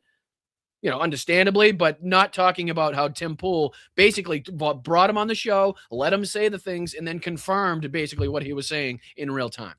Made a good point. He's dead, okay? He can't even defend himself. So now you say that, and now trolls are just out there in their minds, and they're going to keep adding, oh, he was going to leave Erica and all this nonsense. I think it's BS. And then he also, Pat, if you want him to play the clip first, because he talked about Benny Johnson too. He went at Benny Johnson on this same podcast and said Benny did allegedly some crazy gay stuff, which, mind you, did you know that a guy showed up to Benny's house on December 6th, Robbie? I slacked it to you. He said this man, Andrew Ayer, showed up at his house. He was ranting about me and went door to door in my neighborhood trying to find me, terrifying my neighbors. We believe he was armed and fled before the cops arrived. And it seems to be happening to a lot of you guys. I don't know. Is this another Tim Pool instance? Or is this, I don't know, a Grindr date gone wrong? Something tells me this may have been Benny Johnson inviting over a Grindr date, but now that everybody's kind of, now he's in the limelight, he's in the spotlight, he maybe have canceled that. The guy wasn't maybe happy that he canceled the whole Grindr meetup. Speculatory, but Go down, Robbie, to the guy. That's the guy. So this weekend was a trend of people trying to either shoot up. Now, you think these people would fucking know better, right? Like, wasn't it once where PBD put up the wrong picture of a suspect? I'm blanking on what the case was, but I believe there was a case where a few of these right-wing shows put up the picture of the wrong person, and they got in some fucking hot water for that. I forget if it was PBD. I won't specify because I'm unsure if it was this, but I know it was right-wing podcasts, right-wing shows that were doing it. But you'd think they'd fucking, stop putting people's pictures on the screen when, again, it's only been reported through a Twitter, through a tweet. Nothing like that. But again, they're talking about the gay, they're talking about being gay. Hey, I'll play this one too because they go on real quick. Trust me. So, I am terrified of Milo. So Benny Johnson, Rob, can you show Benny tweeted, and Benny said, like, I have no choice, basically, and he has to go after him. Can you find that one, Robbie? Yeah. I think he said it. This is one of the bigger right-wing podcasts, and what are they doing? They're deep diving through the tweets of the gay fight. Right? there's this like ridiculous infighting going on, and instead of spending time with their 2 to 3 million subscribers, you know, reporting on politics or trying to better their lives, what are they doing? They're looking through the tweets of Milo Yiannopoulos and going back and forth with the feud between him, Benny Johnson, Tim Pool. Again, can you tell how bent out of shape they are? How like off track, how not in sync they are compared to how they were going into, not in Trump's first administration, going into, Biden's administration, and how in lockstep they all were. It's a fucking totally different story now. It's a horse of a different color, I might add. But let's see, how much time do we got? I feel like we have time, but I don't want to take away from anything I wanted to show. So I'll do these two. I'll do these next two. We'll pop off of that, and we'll do these next two stories that I wanted to talk about. One an article, one a clip, and then if there's time after that, we'll go into this ridiculous Don Jr. And again, it's just about a 2 or 3 minute span of that interview that kind of gives you all you need to know about those morons. But again, goes along with how they view how the Pretty Big Douchebag podcast was talking about in viewing and saying gay, and why and talking about Milo being gay and stuff. This goes along those same lines. But let's dive into this article that I wanted to talk about here, this is from news.com.au, and it's titled Pulling Them Away, Trump Administration's Plan to Break Up the EU Revealed. And I'll make this a little bigger on your screen so it's a little easier for you guys to see. How's that? A little better?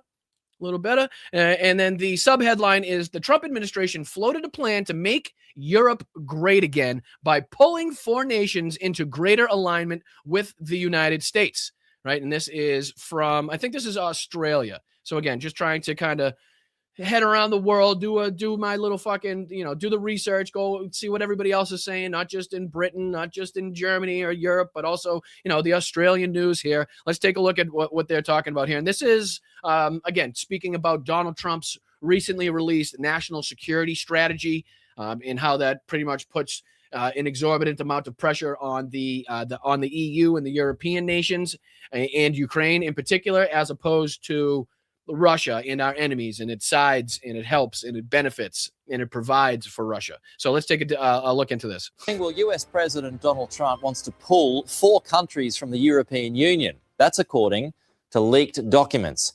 The plan is to make Europe great again. Mega. Joining us live now, News Corp's Europe correspondent, Sky News contributor Sophie Ellsworth. Good to see you, Sophie. Good evening your time. So just elaborate on these leaked documents. Can you explain what they're all about? Yeah, of course, Pete. Basically, there's been reports of these extended leaked documents about plans that Donald Trump has to have countries pull out of the EU in a Brexit-style situation. Now, there's several countries that are... Now, guys, does anybody know? I mean, I'm sure I don't expect you guys to be up to speed and, know the history and what took place and what's happened since with Brexit. But the people that do know, the people that may be up to speed, right? Did Brexit go well for England? How did that go? How has that gone since? And again, anybody that listens to James O'Brien and LBC will be completely up to speed on this, because he has been probably first and foremost at hammering not only the Brexit deal, but also the people that were pushing for that Brexit deal, and also the economic disaster and the hardships that they've seen since the Brexit. Right. So now they're trying to correlate this. Donald Trump's trying to correlate Brexit to, again, taking these 4 nations. And I think it was Austria, Hungary, Italy, and Poland, I think maybe were the 4 that they were discussing. But again, referencing Brexit, the total and abject disaster that it was, the total failure that was as the blueprint for the United States going forward and trying to tear up the EU. Just think how wild that is. Involved in this, 4 that have been named in this document. It's Austria, Hungary, Italy, and Poland.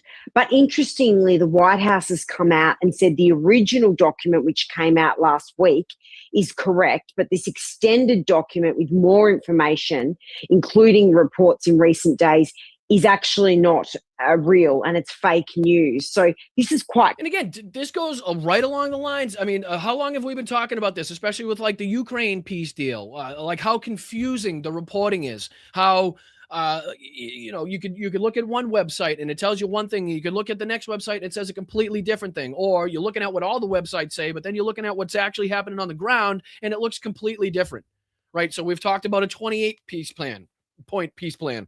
We've talked about a 19-point peace plan. We've talked about the EU's 22-point peace plan that came in return. We've talked about leaked documents. We've talked about fake documents. Like, what is the real proposal? What is the final, like, stipulations, proposals, and stuff that we need to fucking look at as the American people, as political commentators, to be like, okay, these are the details. These are the fucking key points, right? This is what's going on. Doesn't seem like we have that, like, direct and confirmative reporting yet by anybody. It's all over the place. And this same thing here. They're talking about specifically the national security aspect of it, but still, it's difficult to kind of get the real reporting, the real motives and goals behind the writing. The same thing we're talking about with, like, Venezuela. We can see what's going on, but what is the end goal? What is the end goal in like, what is the real end goal? You know what I mean? And people are just kind of left to speculate without real answers from this administration.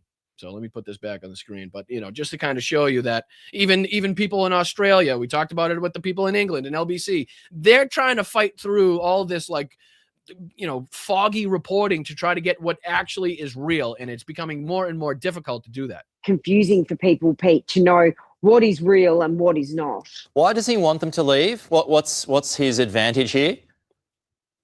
So he's really annoyed with the situation with the EU, Pete. He's been very critical of the EU. He said they haven't done enough to try and stop the war in Ukraine. He's also been very critical of here in the UK as well, saying that the country's got this migration problem, which he also has said is rife throughout Europe, that they have too many migrants coming in and it's a problem with the countries there. So he wants to see them pull out of the EU because he said the EU is not good for them. Okay, but I mean, how would that change things overall? I mean, by taking 4 countries out, and Italy's Meloni and Trump get along well, I think. I mean, and he's quite friendly with Hungary and Poland too, right? That's exactly right. We know he's very fond of the Italian Prime Minister, Giorgia Meloni. They have a good relationship. She was in America earlier this year with the US president. But he's fed up with the EU. He doesn't like the way that it exists. He doesn't like the way the countries prop up each other. And he wants these 4 countries Now Donald Trump's personal feelings are now becoming United States policy. Now, United States national security policy. Like, that is black and white in writing now because of Donald Trump's grievances. Or not grievances, but maybe the dictators that he loves. That is now directly impacting, directly affecting not only national security policy in the United States, but the way that the rest of the world now has to look at, view, and deal with their relationship with the United States because of what he views as his grievances, which is fucking absolutely asinine. Right. So, but just to kind of give you a little bit of, what people around the world are feeling and viewing and how they see what's going on with this, Donald Trump basically trying to tear apart the EU, putting pressure on the EU instead of and in place of the pressure he should be putting on Vladimir Putin, Erdogan, the rest of these fucking dictatorial authoritarian leaders. Kim Jong, like, you pick your poison. But he's not doing it. He's going after our democratic allies, our fucking economic trade partners.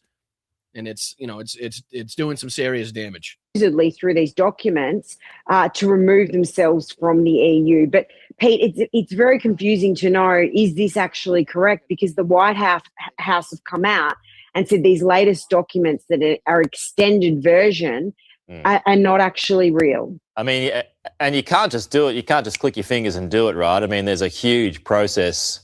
You're going, the Italians would go back to the lira, would they? Well, it's a convoluted process, Pete. I mean, And again, of course, they're going to go in to talk about and speculate as to what the process might be and what that may change for these different countries. And of course, it would be astronomical, the changes that these countries would then have to face, the changes that they'd have to go through, their bureaucratic processes, everything would pretty much change on an instant, the same way that it did for, again, the Brexit vote, whether that was trade or trucking, whether that was the shipping of livestock. I mean, you name it, the companies and the trade. The specific areas of trade and economics were directly impacted negatively by what happened in Brexit, right? They used to be going from one EU to one EU country to the other EU country. So it made the, passing through the borders, it made the trade, it made it a lot easier. But now that it's going from, a non-EU to an EU, it makes it a lot more difficult. There's a lot more rules, regulations, and stipulations involved. I mean, it's been a disaster on all fronts, and it's gotten so bad that now even the people that wanted Brexit, that were calling for Brexit, have now started to come out and call it that, just a disaster. It was the wrong decision. I'm sure it won't be too long before they're talking about how to reverse that fucking process. But all right, let's dive into some updates on the front line here, because good news that more and more people are seeing through the Russian propaganda, especially when especially when it pertains to them talking about the 100% complete and total success in Pokrovsk.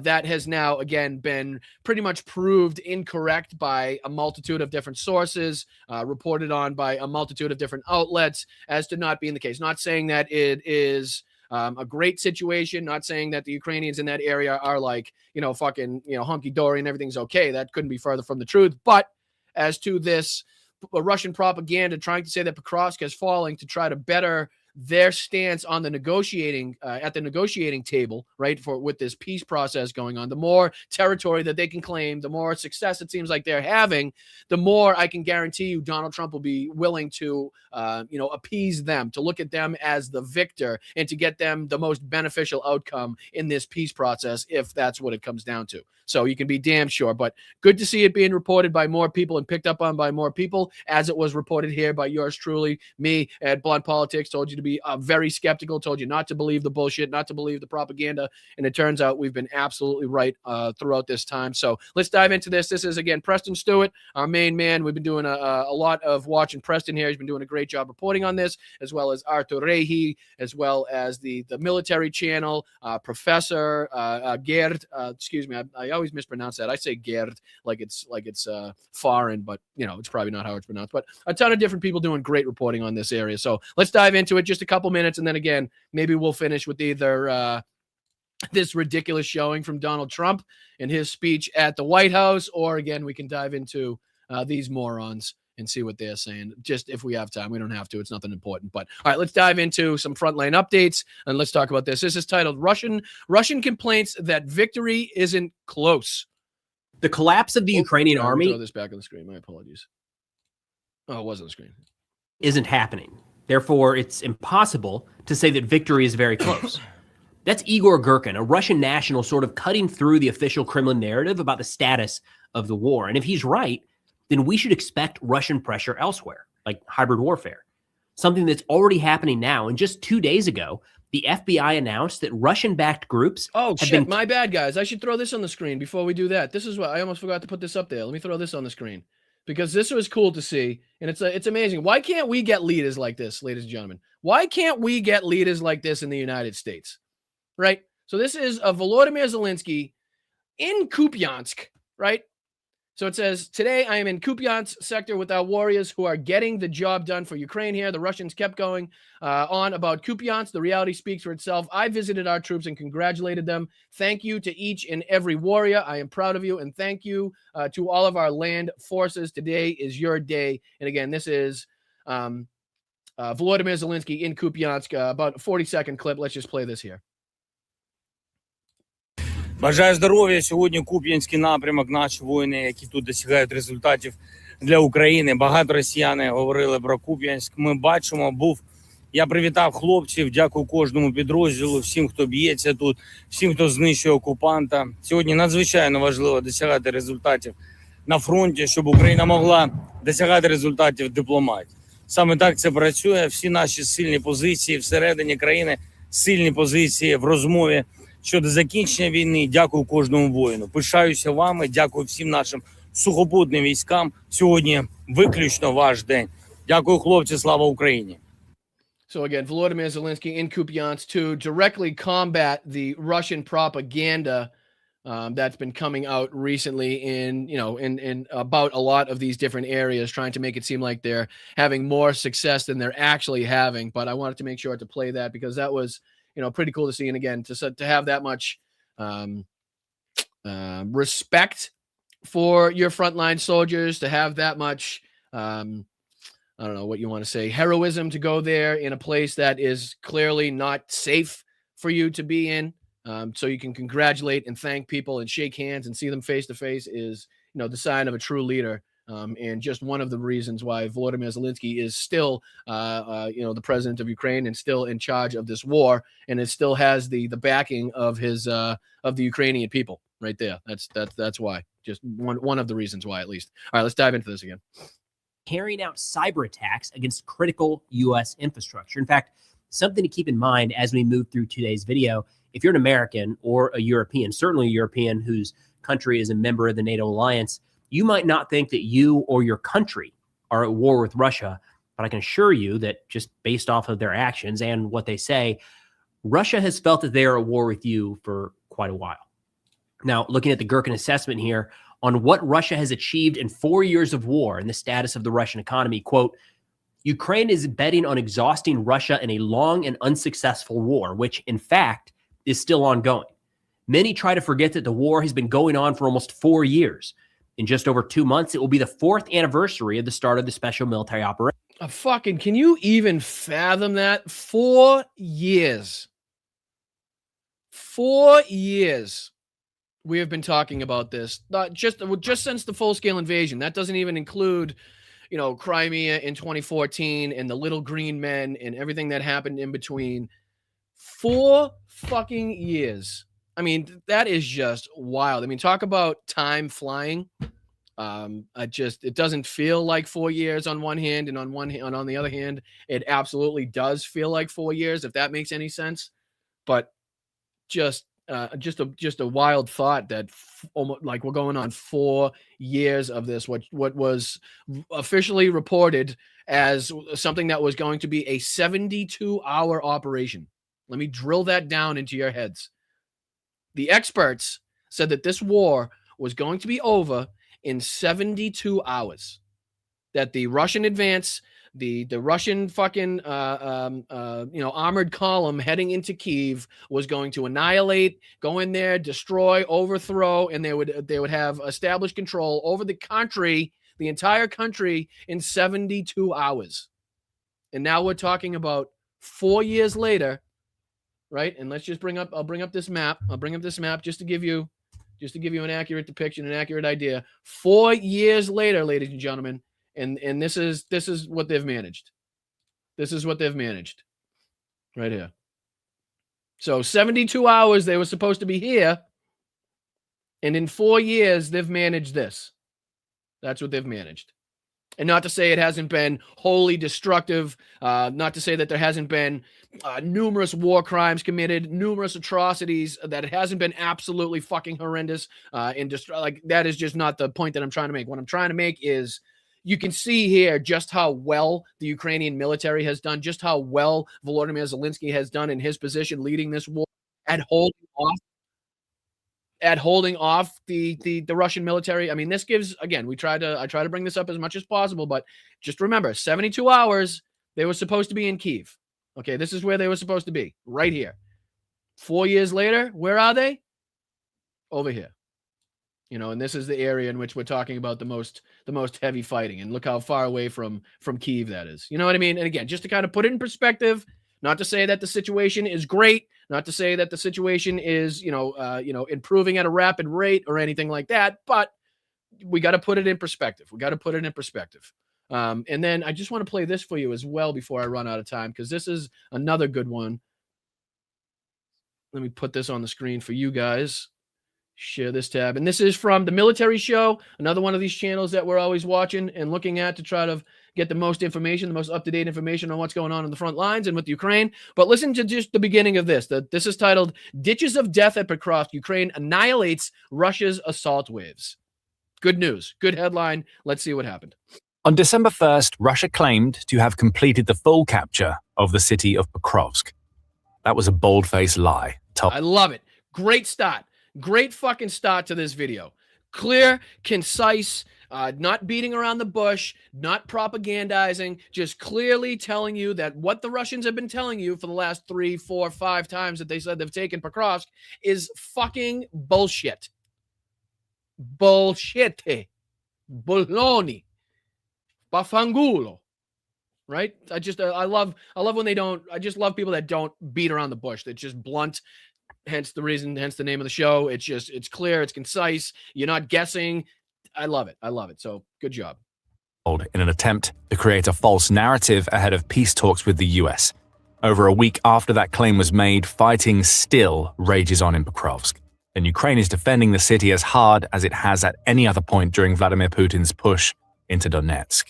And Ukraine is experiencing far more success than Russia wants you to know about. While Putin and his cronies act as if Pokrovsk has fallen, Ukraine has turned the city into hell on earth. Russia's assault waves are being wiped out over and over as they get tied up in the ditches of death at Pokrovsk. We saw a microcosm. Again, it's amazing to me that the fucking Russians haven't learned their lesson, and I'm not talking about the lessons learned since 2022, since they started this invasion, which again, should be fucking heated, should be learned by this time in this war automatically. No. I'm talking about since World War fucking 1 and 2 here. You know what I mean? I'm talking about since that generation, that era. They have not learned that. I mean, you think they would have learned at Stalingrad, right?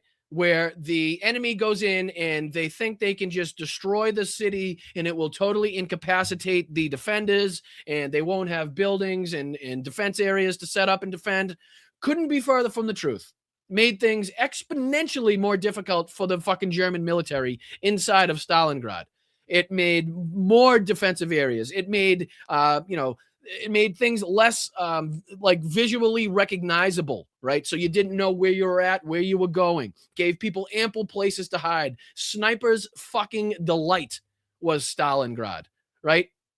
And then again, this is a similar, not the same, but a similar thing that we're talking about here, where the Russians go in, they fucking unleash as much artillery as they possibly can. They drone, they bomb, they missile strike an area until it's nothing but rubble. And they haven't learned that the Ukrainians don't just give up and flee, right? Regardless of how hard you're striking them, regardless of fucking how hard you're hitting them in the area, they will have people that remain there to make sure that you fucking pay the most and the highest price you can possibly pay for the territory that you think you're going to gain. But they have not learned is when they're fucking turning these cities into rubble, it just makes it increasingly more difficult for their military to take that area. It makes it increasingly easier for the defenders to defend the territory. Because again, if a building doesn't look like a building, you're not thinking, okay, I need to go down this corridor and there's going to be a couple doors on the left. It's just a pile of rubble. So you don't know what you're going to be dealing with when you get around that corner. It makes it incredibly unpredictable. It slows the movement in the offensive down drastically. And they just have not learned their fucking lesson. And I'm not asking them to. I'm not giving them any pointers because clearly if they haven't learned it up until this point, they're not learning it anytime soon. But it's wild to me that, again, I'm sitting here like a fucking bump on a log as a former plumber talking about politics as a fucking an idiot from Boston. And it seems pretty clear to me that, you would try to avoid giving the defenders the most cover, right? The most shelter, the most advantage they could possibly have to take out your military. But again, Russia clearly doesn't care about the cannon fodder they send into these areas because they clearly know that they have enough, even if they lose an overwhelming amount, that they can just consistently send in, a wave after wave. And at some point it will wear down the defenders. So, but again, just crazy to see that they haven't learned their fucking lesson. All right, let's go on. Of what is really happening in and around Pokrovsk on December 10th. As Euromaidan Press reports, that day saw Russia attempt a mechanized assault against Ukraine's Pokrovsk defenders. Russia clearly thought it had an advantage. In addition to sending the armored vehicles that are typical for these kinds of assaults, poor weather in the Pokrovsk region meant that those vehicles enjoyed some protection from Ukraine's roving first-person view or FPV drones.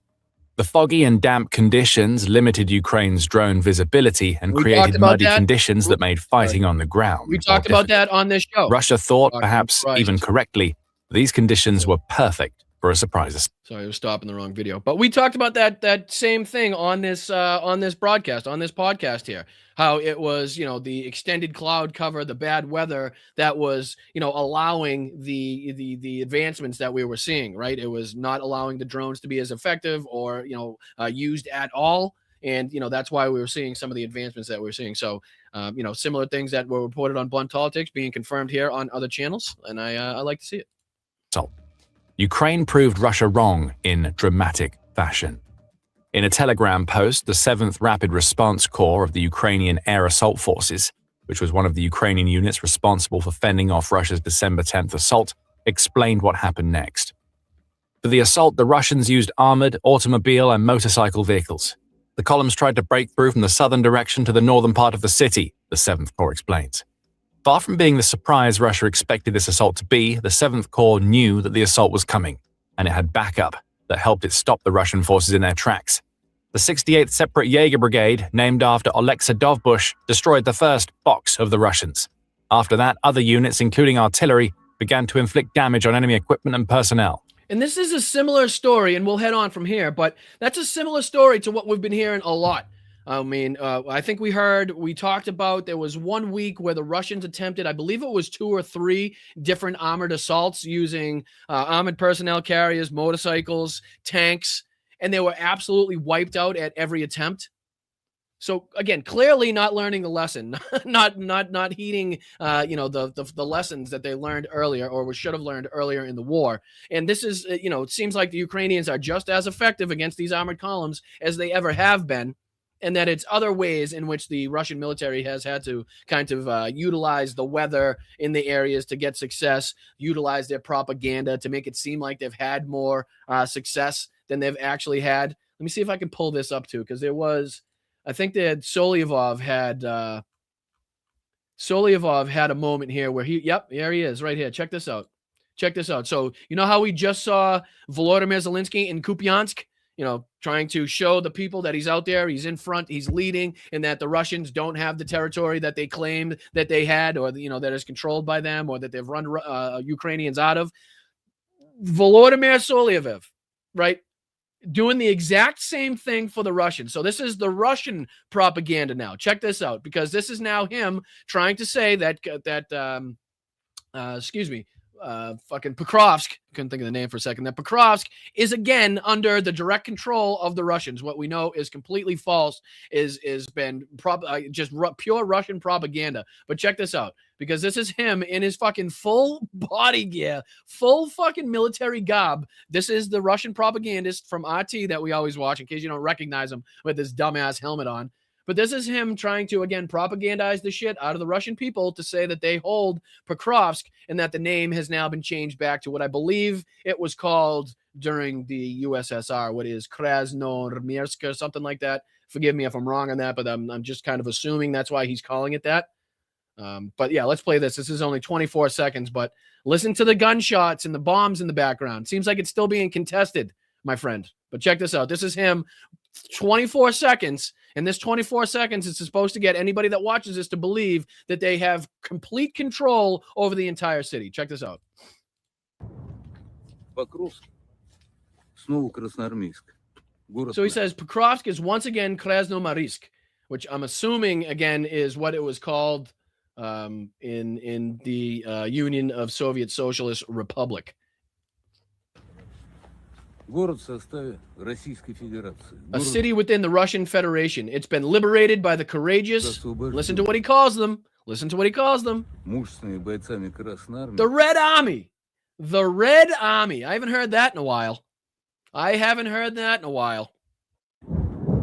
But do you hear the bombs in the background? Do you hear that? Hold on. Let's go back just a second.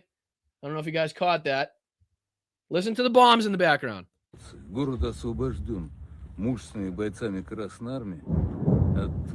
You hear the two strikes in the background? нацистской нечисти. Все подробности в воскресном вечере на телеканале Россия. More details to come, he says. But you'd think, I don't know, if it was that safe and it was that secure and you guys had that much, Russian military in the area and it was so well defended and there wasn't a Ukrainian within, I don't know where. Why don't you do a live broadcast? Do a live broadcast from there. Don't just give us 24 seconds to make it look like, you've been living there for the last 10 years. Do a live broadcast. Do a whole show. If it's safe, bro. I just find, you might find yourself in a sticky situation if you try that. I have no doubt. But all right, let's dive on. We got a couple other ones. I guess we'll dive into this because then we can finish with Trump's dumbass at the little speech that he gave. But let's dive into this one just to show you how degenerate and decrepit and how big of fucking losers these guys are and how childish they are, right? Here's Don Jr. just overjoyed with glee that Donald Trump called Tim Walz the R word and that these two morons can now call people gay without, I don't know, fear of retribution. Check this out. And again, we'll just play a minute of this, but just to show you how, again, decrepit these people are, how fucking ignorant and dumb and childish and brain dead they are. Listen to this bullshit. Chief Alex Marlow. Alex, awesome to have you back as always. Yeah, Don, always nice to be with you. Happy Thanksgiving to you and your audience. Likewise. Hopefully you guys had a good one. We're getting into the Christmas season now, so it's exciting. It's nice to be able to actually say that again instead of the holiday season. Oh, my God. Are we still doing this? Are we going to do this every fucking Christmas till the end of time? Honestly, are we going to have this fucking happy holidays, Merry Christmas fucking bullshit discussion every year until the end of fucking time? Hey, chat, Merry fucking Christmas. Merry fucking Christmas. Happy New Year. Happy Hanukkah. Happy Kwanzaa. Whatever I left out, happy, merry, all of it. What the fuck do people care? Jesus Christ. I'm so sick of this. And it's like, they're on their soapbox and they think it's like, oh, they're warriors, right? They really think they're on the front lines of this like war, right? They probably think of themselves as more courageous than people fighting in Ukraine right now on the front lines because they're able to say Merry Christmas. I don't know, fuck. Sometimes I slip up. It's still the years of New York, despite avoiding it. There was no such thing as a Christmas party for a few years, but it seems like that's back. So, there was no such thing as a Christmas party for a few years in New York City. New York City. Anybody in New York City in the chat? Let me bring in the chat for a sec. Let me bring in you guys. Anybody in New York State, New York City here in the chat? Did you guys do away with Christmas parties? Is that a thing? Because Don Jr. is telling me it's a thing. He's telling me that New York City had no Christmas parties. Maybe they were just holiday parties. Is that a thing? New Yorkians, anybody? Just curious. I'm going to go ahead and call the bullshit on that one. I'm going to go ahead and call it the bullshit on that one. Jesus Christ. But I mean, it gets worse. It gets worse. Probably a good thing. But we're actually at the point now, it's kind of like with the mask people where I always kind of like the last few people hung on to their mask because then I knew exactly who I wouldn't want to talk to and spend time with. That's what the people who are still saying happy holidays and putting up holiday lights and holiday displays now I know exactly who I don't want to talk to because if you're this guy is making decisions in his life on who he's going to talk to based off of whether or not they call them Christmas lights or holiday lights. Why would you not talk to somebody that did put up decorations, that did put up lights? Like, what? Just because they call them holiday lights? And now who the fuck calls them holiday lights? Nobody calls them that. They're Christmas lights. What is he talking about? This is an entire interview, ladies and gentlemen, based on the fact that they can say gay, they can say the R word, that they talk about vaccines and a bunch of other idiotic stuff. That's what this entire interview is. Check. Okay. You're still doing that. You missed the boat, and you and I are not going to connect at all. So it's almost like honestly, it's almost like we're seeing a little resurgence of gay and retarded coming back. A resurgence. He calls it a resurgence. That's how like excited he is to say the words gay and the R word. It's a resurgence, he calls it. If you're still doing that, you missed the boat, and you and I are not going to connect at all. So I'm happy to it's move almost on. like honestly, it's almost like we're seeing a little resurgence of gay and retarded coming back into common vernacular. And I know that growing up for me, I know it's not popular, you're not allowed to say this anymore, but I know growing up, I'd say the words gay and retarded combined made up about 50% of my high school vernacular, like in terms of overall word count, because it was. I don't think anybody would dispute that. I really don't. The problem is, I guess, is that you wanted to now go back to being 50% of your entire vernacular. I guess that would be the main issue that people were having now. We knew you were dumb. We knew you were fucking, a moron back. But, now that like it seems like you're happy to go back to that being 50% of your vernacular. Again, you were talking about how much of an idiot you were in high school, but how happy you are that you can say it again. And again, this is what a podcast is now on the right. This is what Don Jr.'s podcast and his whatever you want to call this has become. Everything. Like it's what you used. And then it became a cancelable offense, almost, borderline, capital punishment. I guess I was one of the early people to bring it back a couple of years ago. You were one of the warriors on the front line of the words gay and retarded coming back to the fucking vernacular, right? You were just the warrior on the front lines, right? Just, people should be. Did you get the Purple Heart, huh? The Medal of Honor, for your fight against the two words that you love saying in high school so much that you're now so happy that you can say again? And again, this all stems from Donald Trump calling Tim Walz the R word in his True Social post or whatever. Then, because it was just, again, one of those rote things that I just said. And I was like, oh God. And then I was like, wow, my world didn't end. And then we saw the president of the United States a couple of days ago, dropping it about Tim Walz, which is, by the way, not an inaccurate assessment. You got one or two people coming up, and obviously no one ever used those things in terms of, about people with disabilities. It was just a word as a. I'm sorry. I'm sorry. You think that nobody's ever called somebody with disabilities that word? What? You don't think there's ever been a moment in time where somebody with disabilities has been made fun of, or that word's been used to harass or denigrate that person? This is along the lines of Tucker Carlson's bullshit, where he said on his Piers Morgan interview that the only people that say the F word in terms of the LGBTQIA community, that F word, the only people that say that are the actual gay people themselves, is what Tucker said.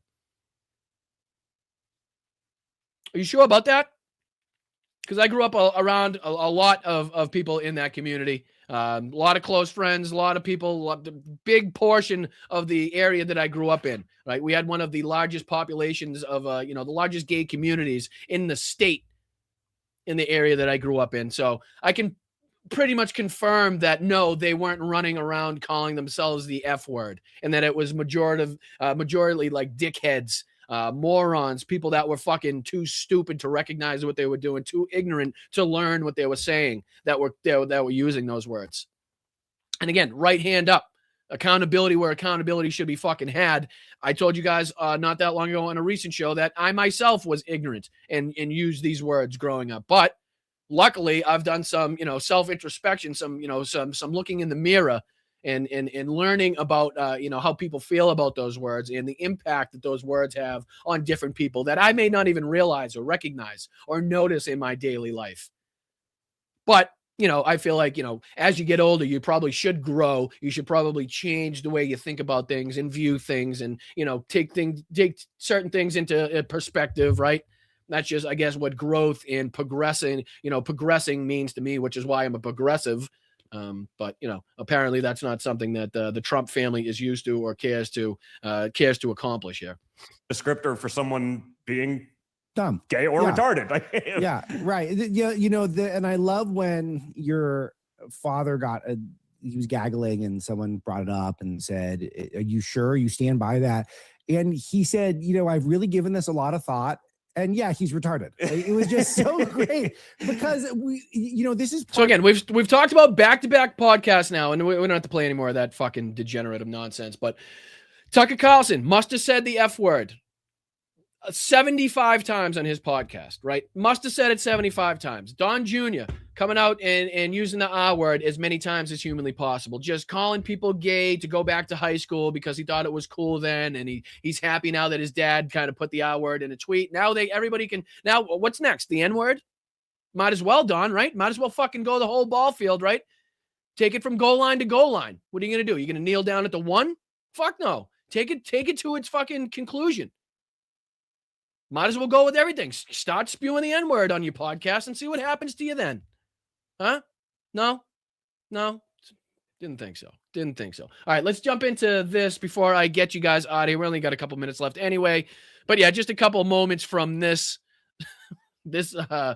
this moment of ridiculousness where Donald Trump came out and said a few words to a room that didn't want to hear Donald Trump speak. This is one of the first times that I've heard Donald Trump in a room of people that were, supportive of him, that literally could not shut up, did not stop talking to let Donald Trump speak. So this is, and Donald Trump even referenced it. He even references it here. Well, normally when I speak, people quiet down, but I guess politicians don't. Listen to this bullshit. Listen how crazy this is. Hello, everybody. What a nice group of Democrats. We do. We have a lot of Democrats, and we welcome you. Honestly, we do. And I think we're going to start working together in health. What are the chances there's a lot of Democrats in that room? Slim? None? What are the chances? Okay, I really predict that. How are you? Boy, I see some very friendly faces. I see some faces that are friendly, but they could be friendlier. But I think we're going to listen to the crowd. Listen to the crowd. They just don't shut up. They don't stop talking. They don't quiet down for him to speak. Listen to them just keep yapping. Great, and we've got a lot of good things to happen. We know our First Lady, she works so hard on... It sounds like he's trying to speak in a fucking high school cafeteria at lunch. Just no chance. Just no shot in hell. Nobody's listening. Nobody's paying attention. They're all probably fucking boozed up and coked up, right? Half of them probably checking their Grindr accounts at this moment in time. Making this so beautiful. And the decorations. She's been given wonderful reviews for the trees and all of the Christmas decorations. So thank you very much. Oh, thanks, Jeff. Stick around to the end, my man. In just a couple of minutes, I'll be sure to thank everybody and highlight everybody, give everybody a shout out for their contributions. I appreciate you, Jeff. Dame, I just saw your Venmo go through too, so I'll be sure to make sure to highlight and recognize you guys in just a couple of minutes. Just a couple clips of this, and then, like I said, we'll move on. We have a very special Congresswoman with us, Julia Letlow. You hear the crowd? Do you hear the crowd? Where is Julia? And it was just announced, and in fact, I just heard. Listen. So I want to just welcome everybody to the White House. It's a very special. They still have not quieted down. They still have not shut up. I can hear more of the crowd than I can Donald Trump's speech right now. Tradition. And it's interesting because all other times, oh, look, I have my favorite congressman. How are you, Congressman? Listen. You know, it's very interesting because all other Christmas occasions, everyone's quiet. When they're all politicians in the room, they talk right through a speech, and that's okay. Oh, nobody's paying attention, and he's pissed. He's pissed. Gramps doesn't like that he's not the center of attention. He doesn't like that the room doesn't really give a fuck that he's up there talking. And this is the Christmas speech. Oh, Jesus. I don't mind that. But I want to welcome you all to the White House. It's an honor to have you. It's a special place. You know, for 100... They're still talking. There's people shushing. What a disaster. 50 years they've been trying to do a ballroom. We never got it up, but we got it off. And Christmas speech. Jesus Christ. Talking about the ballroom. You can't make it up. You can't make it up, ladies and gentlemen. You just can't. Listen to this. I'll just jump great ideas together, and that is true. So tonight, we're going to set aside all political differences. We're not going to criticize each other. We're going to love each other. And we're going to come together not as Democrats and Republicans, but as fellow Americans to give thanks for this nation, which is so... what fucking Christmas speech? What speech by Donald Trump at Christmas time would be complete without talking about men and women's sports and transgender for all, right? Because yes, folks, he did include that. That was included at a low rate. Get it now, as seen on TV. Fucking guy. All right.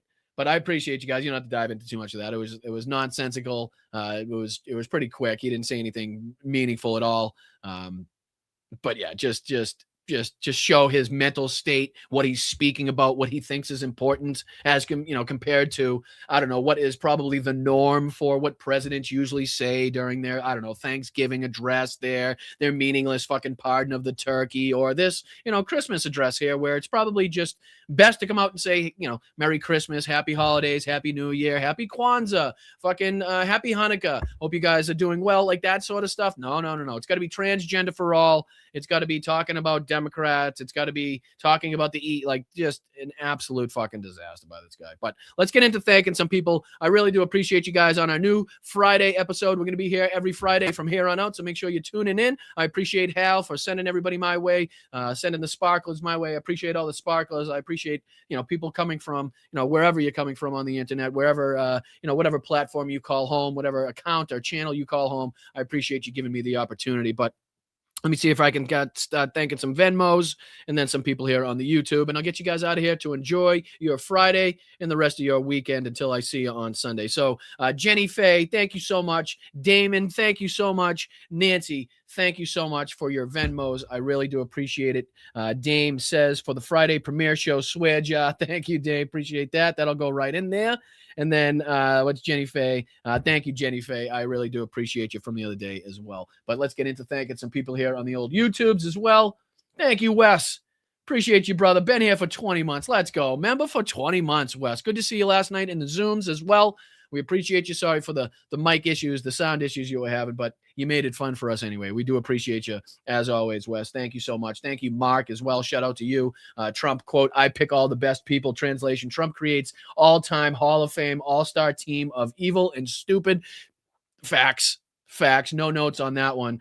This cabinet, this administration will definitely be looked at for a long time as the lowest of the low that you could possibly, I don't know, pick people to appoint to a cabinet position. You're absolutely right on that one. And thank you, Mark. Appreciate you. Jerry, thank you so much as well. Congratulations. And thank you so much for being here for 19 months as a member.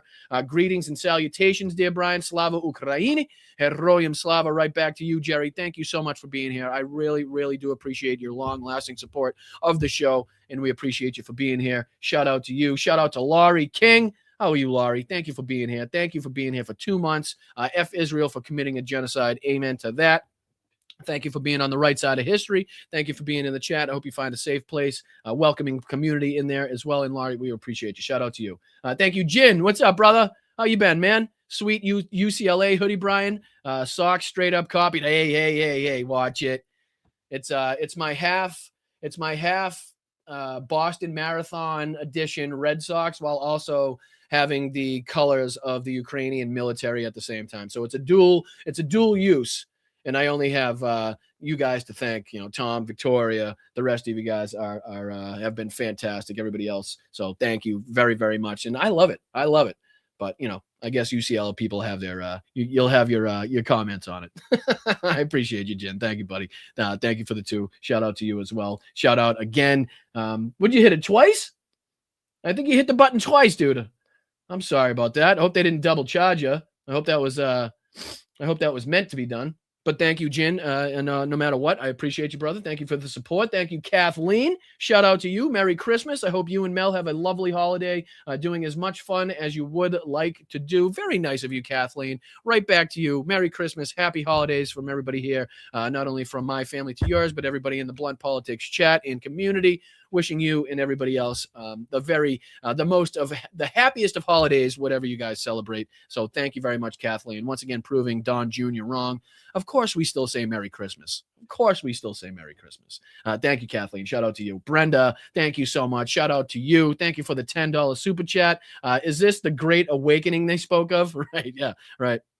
The Great Awakening. I'm hoping for the Great Sleeping. That's what everybody's waiting for now. We're hoping for the Great fucking nap. that is long lasting and forever. if you catch my drift. But thank you, Brenda. Shout out to you. Thank you, Greg, for being here. 19 months. Let's fucking go, dude. Thank you so much. I heard Trump plays a Bubba Skin flute. Jesus.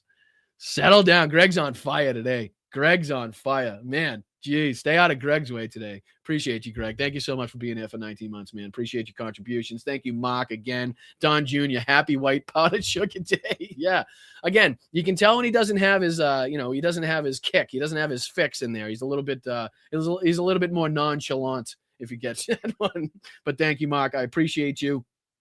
Thank you, Jeff, as well, for the $10. This administration is a 1912 cruise ship looking for an iceberg. Well put.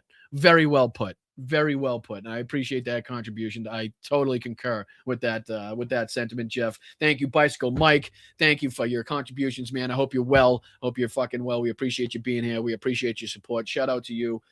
Highlights, all of it. We appreciate you, dude. Thank you, JD, as well. Thank you for the $5 super chat. Says Friday's broadcast bonus. You're always amazing, JD. You really are. I appreciate you guys for coming back in every single day I have a show. You guys have been absolutely incredible, and I can't thank you enough. Same thing for moms as well. Thank you so much, moms. I hope you're feeling well. Hope you're doing well. Thank you so much for your contributions, and thank you so much for your loyalty and support of the show. Thank you so much, Ruben Michaels, for the 5. Slava Ukraini, Putin is a terrorist. Heroyam Slava, and I concur absolutely, no doubt about it. A wanted criminal on the international stage. So thank you, Ruben. Shout out to you. Shout out to Jeff. Again, why did the Bruins have a B on their sweater? C- was taken. Hey, settle down. Settle fucking down here. Don't be doing that. No, it's not. Are you talking about this one or the actual Bruins? Because this is Red Sox. This is more Red Sox affiliated than it is the Bruins. But don't be going after my teams, Jeff. Don't you be doing it. My dad's in the chat. Fucking, he'll go after your ass. He'll have no problem going after your ass.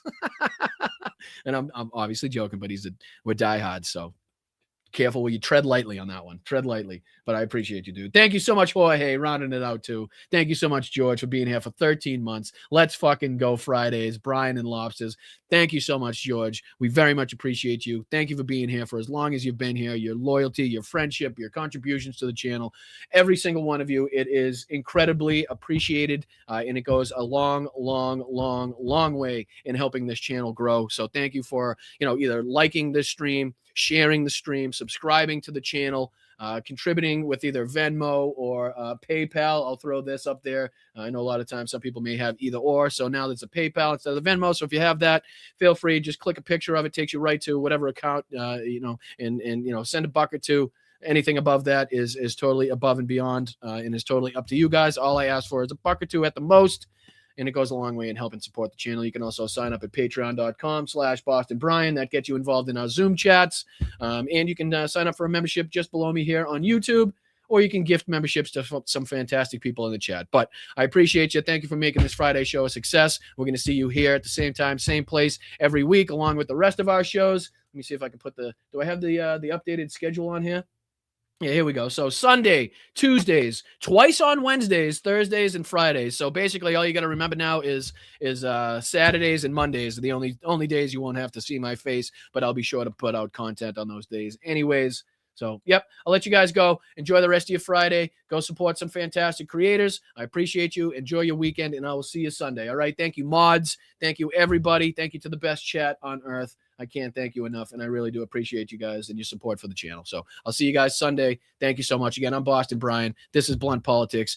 Stay loud, stay proud, stay aggressive, stay in the fight, but keep your head in a swivel. Make sure you're staying safe out there. Find your nearest protest, find your nearest rally, and I'll see you guys Sunday. All right. Thank you, guys. I appreciate it. Thanks, mods. Once again, love you.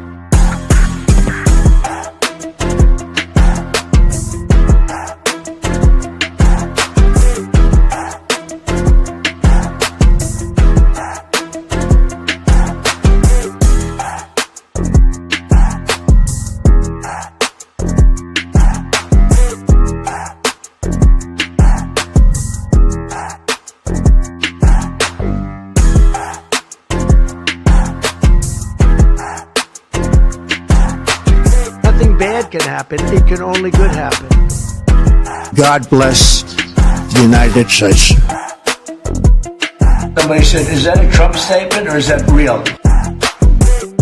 For minors, do we love minors? I love minors.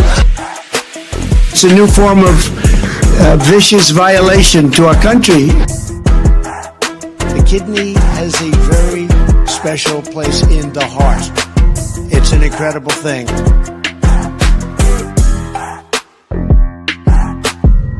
Never fight uphill, me boys. Never fight uphill. They were fighting uphill. He said, wow, that was a big mistake. He lost his great general. And they were fighting. Never fight uphill, me boys. But it was too late. Oh, thank you, Mark. I appreciate that. Thank you so much.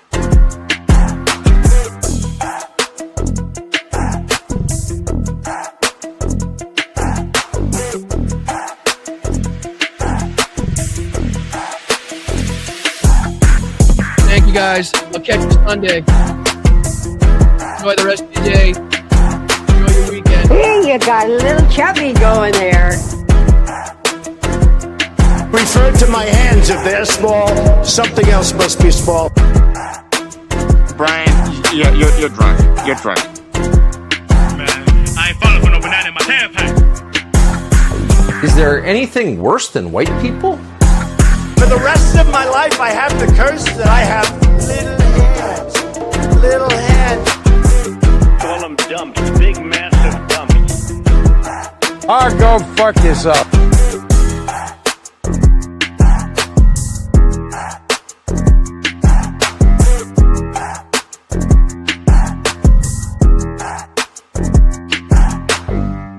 Fuck Christmas. I hate Christmas. Take it easy, guys. I'll see you later. Be good. The big